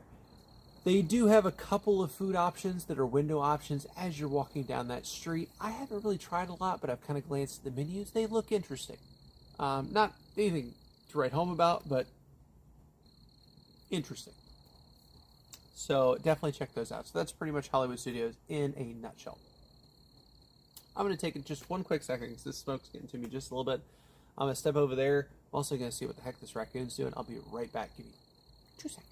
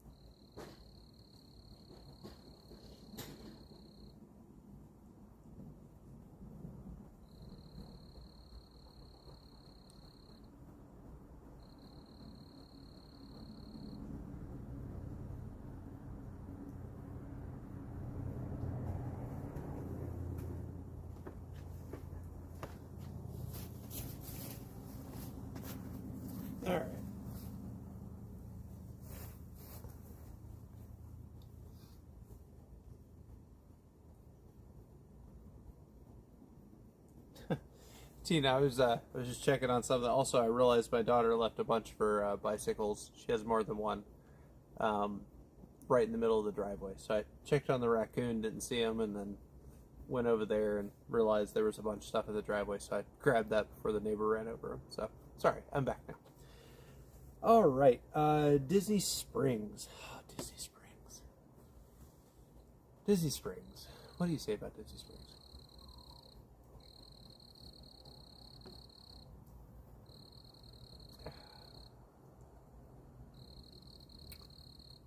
They have really good restaurants. The aesthetics are good. Best part is you don't have to have a ticket. And we didn't have to pay for parking. In fact, I don't think they charge for parking at all. Now, you do have to go through security.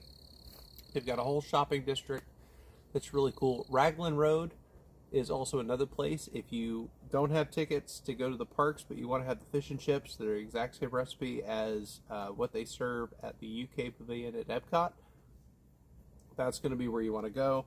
Also, another place that has really, really good food. A lot of it's air conditioned, and the aesthetics and service are on point. Gideon's is right across from that. I can hear Tina salivating from here. Gideon's is amazing. It's not very large on the inside. Not very large. There we go. Not very large on the inside.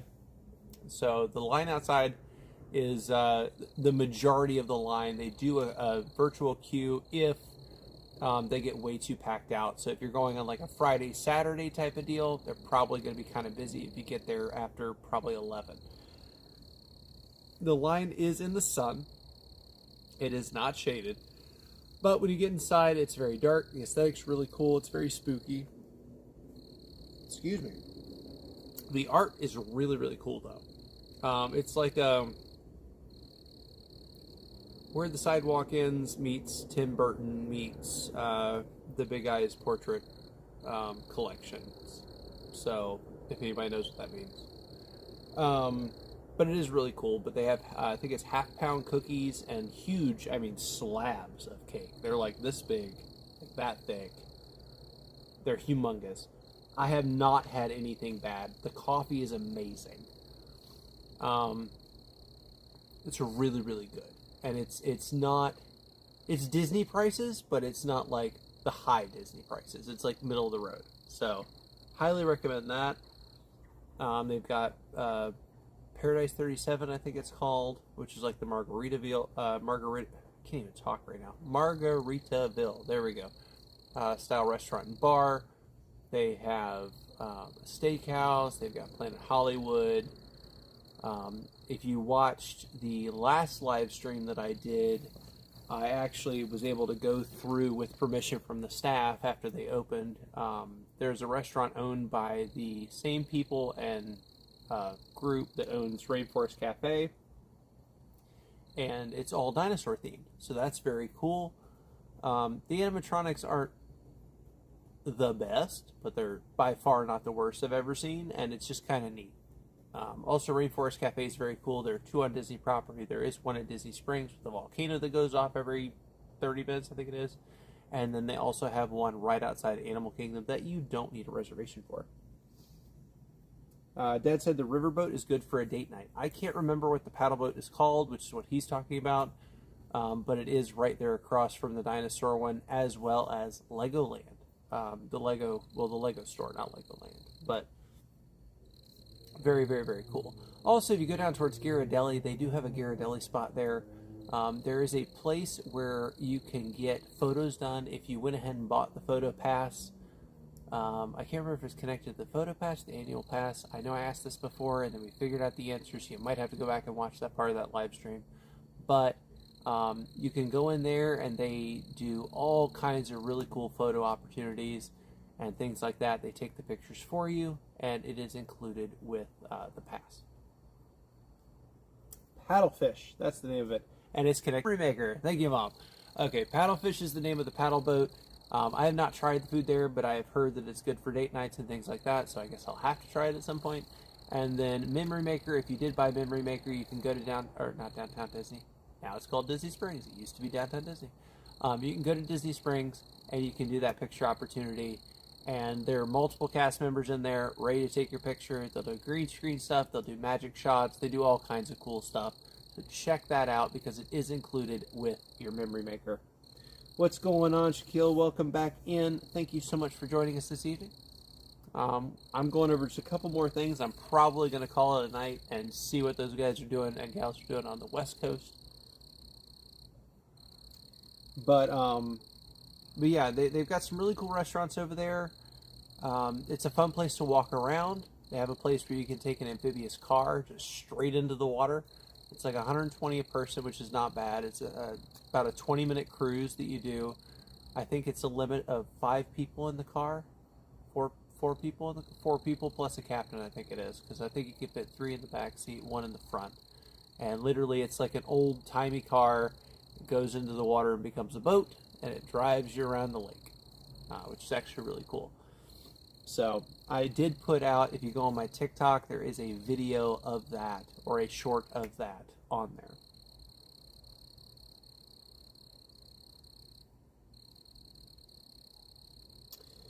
Tina asked, before we moved from Disney Springs, did the cookies make it back safely and for a taste test? They did make it back safely. And we have been taste testing them. I haven't done it on here. I'm sorry. We have definitely been sharing it with family, though. We will be going back to Gideon's. Gideon's has now, thanks to you, become a staple landmark place that we have to hit before we leave the parks, or before we leave property. So,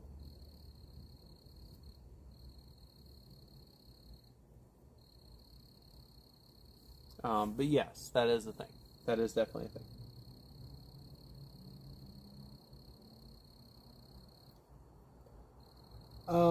Let's see. I'm doing well. Thank you for asking. Kind of winding down from Disney Springs now and moving back towards future plans. If you guys weren't here to begin with, Tiana's Bayou is opening. It is opening, finally.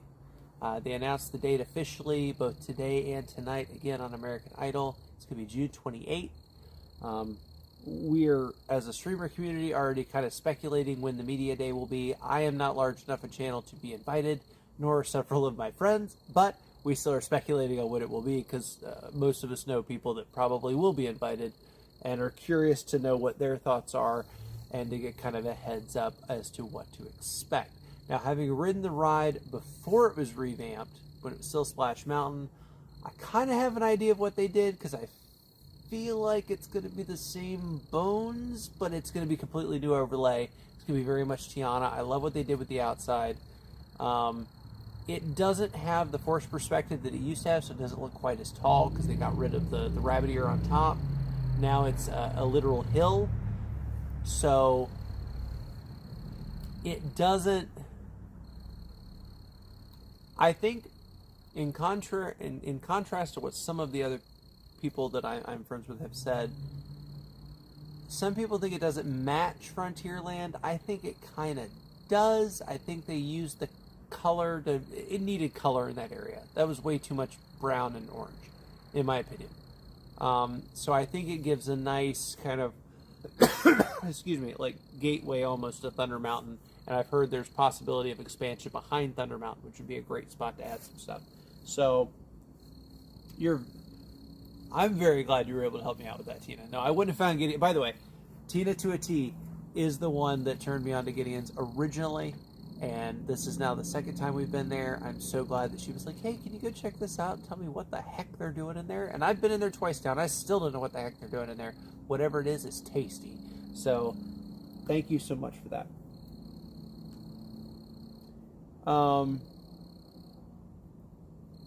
But yeah, we are going to be going to Disney again, as we have discussed.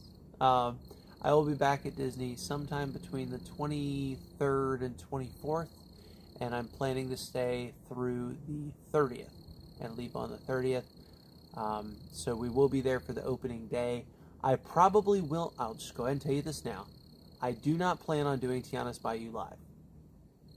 Now, I plan on showing the outside, I plan on showing the queue, I plan on showing all that live. I do not plan on showing the ride live, and here's why. I've not been on it as a streamer ever, even when it was Splash Mountain, and I have not been on it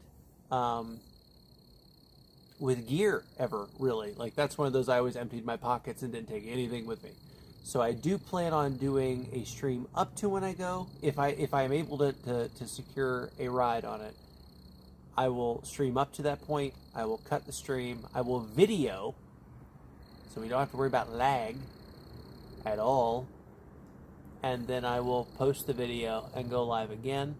But we will be there for it. Now, if I'm able to secure a ride after that, following day, that one I might try to take you guys live. But the very first time, and this is a big if I'm able to get on the ride, and it's only once, I want to video it. That way I have no issues with lag or connection or anything like that, and we're good to go.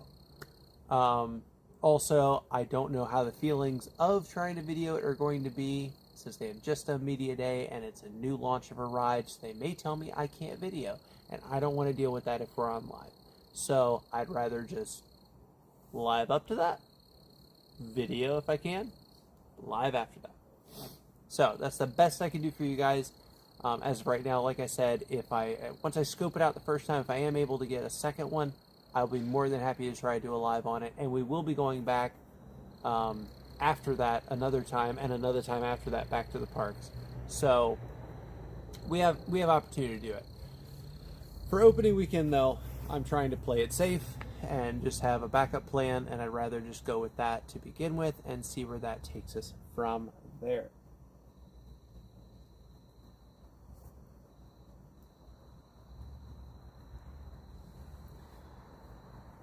But we will be back at the parks. I do believe the wife is asleep. We're mid-booking it right now with how it's going to work and where we're staying. I think we know where we're staying, and it'll be off property in our normal spot.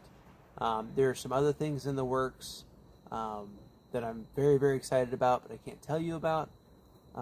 So more to come on that. So just keep an eye on all the channels, and you just keep an eye on all the channels. You guys know what I'm saying. Keep an eye on all the channels. Thank you for everything. Your streams have helped me. I am so glad. I am so glad. I am here to try to bring as much of the magic to you guys as I can, whether it's at Disney or sitting in my backyard hanging out with a smoldering fire. I enjoy hanging out with everybody. Hopefully you guys enjoy hanging out with me, and that's why you keep coming back. But I appreciate every single one of you. This is huge, what we're doing right now. Like, I never expected us to hit the numbers we hit on the last trip. I mean, we're in the final stretch now to get to 500. We only have 79 more friends to 500, guys, and that's the first. That's the big hurdle. Like, we hit the 50. We've been plugging away at it, working hard. You guys have been amazing. And now we're actually looking down the barrel at 500. I'm already starting to do what I need to do on my end to make sure we don't have a huge gap between when we hit 500 and when we can get memberships. And if we hit 600, there'll be more promotion for me on some other channels that have been shouting us out. I really appreciate them. And the next goal after that will be 1,000. And then after that, I mean, there you go. Also, the giveaways, I'm not going to do them tonight because I want Mr. to be here. We talked about it earlier. We may wait till next Monday or Tuesday, Sunday, Monday, or Tuesday of next week to do those, because I'm going to send out the ones this week that people have already gotten for the first, the 100 giveaway, the 200 giveaway, and I have a gift for PJ&J that I bought. That I'm going to be sending them because they're awesome. Also, PJ's Ponderosa, go check them out. They are fantastic. But we do have 2 giveaways to do. We have the 300 subscriber giveaway and the 400 subscriber giveaway.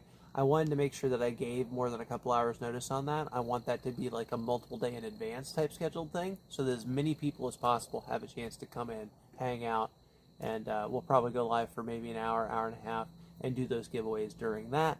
I don't know if we'll be doing a walking trail or another thing like this with the fire. I kind of enjoyed the fire thing, so... Oh, it finally burned through. Nice. Sorry, one moment.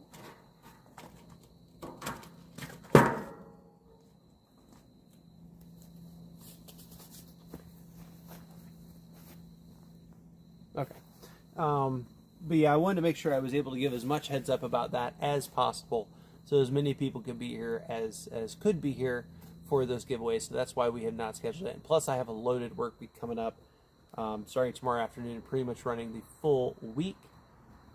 I am very excited about some of the stuff coming up this week. I actually get to work with someone I've always wanted to meet, and someone I admire and look up to and think is just literally one of the most talented people ever. I don't know how much I can really say about it, but let's just say I'm very, very, very excited about this week. Very, very, very excited about this week for work, which I normally, I've kind of like, some days I have good days, bad days. This week's going to not be great, and then it's going to be awesome, and then it's going to go back to being normal business as usual. But we have a really, really cool big name artist coming through, and I'm very, very, very excited to work with her and just to be in the same room as her. So I can't say who it is right now. After the fact, I will tell you guys, and of course I can't bring you guys with me for that, but just know that I'm very, very, very excited about that. So once all that's done and I get a couple of days off coming up, we will be also doing some more streaming at some other places here locally between now and when we go to Disney. I have been in the process of contacting the venues and places that I want to stream, or at least just video or do something with as far as the channel. And I have to go through a whole process of contact this person, fill out this form, ask permission for this, give a date. So I'm in the process of doing all that, so we have things to look at. Looking forward to June. We will be doing Busch Gardens the 15th through the 17th. I don't think I'll go live for the concert. If I do, it'll be something I go live and immediately take down because I don't want to get a copyright issue. And normally they really frown on, and I normally even, because I work for these types of videos, normally I even frown on doing any sort of videoing for this type of thing for concerts. So probably won't do the concert. If I do, like I said, it'll be a real, you either see it live or you don't. We'll see. More to come on that. But we will be doing some rides and stuff over there. I'll be trying to video some rides with GoPro. I got a whole bunch of stuff working right now as far as that's concerned. So hopefully we get that worked out before the Halloween season, because we will be back at Busch Gardens again during the Halloween season for Halloween. About 2 weeks after we do Busch Gardens, we'll be back at Disney for the 7 to 8 days. Something like that. We'll be doing a whole bunch of streaming while we're there, leading up to Tiana's Bayou's opening, and then we'll be there the day after the opening, leaving the day after that. So whole bunch fun coming there if you like the Disney content. And then we'll be taking probably a 3-day break-ish, and then we'll be at the beach. So we'll be doing some beach content. Now, the beach content's going to depend on signal, as always. So some of that may be coming to you later.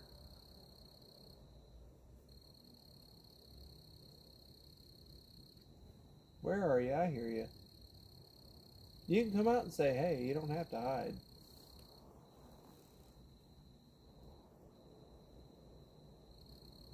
Anyway, the beach content will probably be coming in the form of videos. There might be some lives in there, but we'll figure it out. We'll make it work. We always do. So that's kind of looking forward to the month of June and the beginning of July. After that beach trip, it'll be back to more local stuff for a while, and then coming up end of September, beginning of October. There may be some more fun things that you'll enjoy, and then we are also looking at some stuff around Thanksgiving that you may enjoy. So we have plans. There's a lot of stuff going on. It takes a considerable amount of work behind the scenes to get a lot of this stuff booked and worked out, and logistics and the tech. The tech is always its own beast. So we do what we can. We do what we can. You're very welcome, Miss Garcia. Thank you so much for coming in. You rock. Yes, road to 500. Whoop, whoop.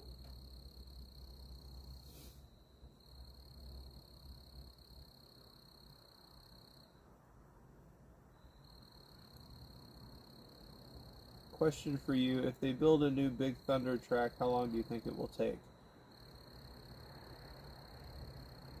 If they extend the Big Thunder track, I assume they're either going to build it off the side or demo half the ride and build it off the side and basically rebuild a new partial mountain. If that is the case, we're looking at least a year. At least. In my opinion.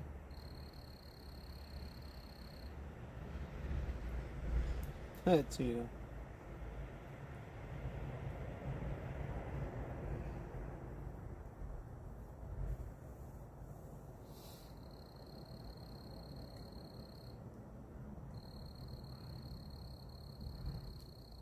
But yeah, that's kind of what's coming up. That's the plans.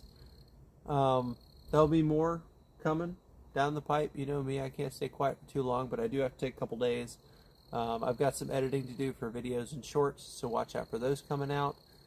I'll probably go live again between now and the giveaways if I can, but that's going to depend on hours and things like that. And the giveaways will probably be either sometime this week or beginning of next week, so make sure the notification bells hit. Like I said, I'm going to schedule that as an upcoming stream at least 24 hours in advance, because I don't want to just go live and do a giveaway, because we've got enough friends at this point. I want everybody in multiple time zones to have enough time to be able to kind of plan for it if they want to be there and take part. So that is coming down the pipe. I am probably going to go ahead and wrap it up now, but I thank you all for being here. I appreciate every single one of you. You guys are awesome. Thank you for all the new friends. Thank you for just the support. My mods, thank you mods for everything you're doing. See? Y'all lit a new fire for me. You lit a new fire for me. So thank you all, seriously. Miss Garcia, Tina to a T, Holly, if you're in here ninja watching or popping in when you're doing your other thing, Mike Skellington, Jay, PJ, all of you guys rock. You absolutely rock. Thank you so much for everything you're doing. I really, really, really appreciate it. Windy Girl, you're amazing. Hopefully we'll get to meet up one of my trips to Busch Gardens. There's a lot of stuff happening, guys, and I want to keep the momentum and keep us going so we can get those memberships going and keep growing the channel and, you know, make this thing even bigger. But I mean, a lot of you guys that are watching right now, guys, gals, friends, and pals, have been here since the very beginning, and I cannot thank you enough. So, yeah. And anyone that's new here, welcome, welcome. I'm Little Roo. This is Little Roo Plus 2. So my plus 2 went to bed, but once I end this, feel free to go back. She was telling everyone to like and subscribe and good night earlier, and had opinions on everything because we're in the Y phase. But thank you guys so much for everything you guys do. I really, really appreciate it. I'm going to go and wrap it up. Patriotism USA, I actually am going to talk about that in one of these streams. I'm going to go and wrap it up now, but I have a lot more pointers, in fact, for where to go for fireworks and different views of fireworks, and some tricks for that, especially depending on what you want to do before or after the fireworks. So we will talk about that on the next stream. Please remind me if I forget. Good vibes, what's going on? Hey, it's all right. It's all right. You can always go back and rewatch. Yeah, we're gonna be doing some fun things. Have a great night.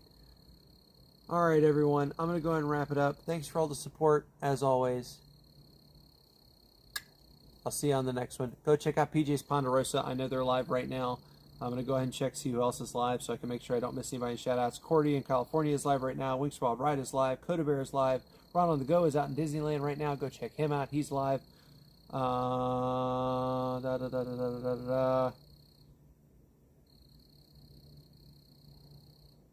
The World by Piano is live right now.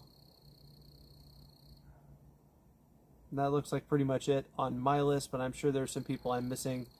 So please go check this stuff out.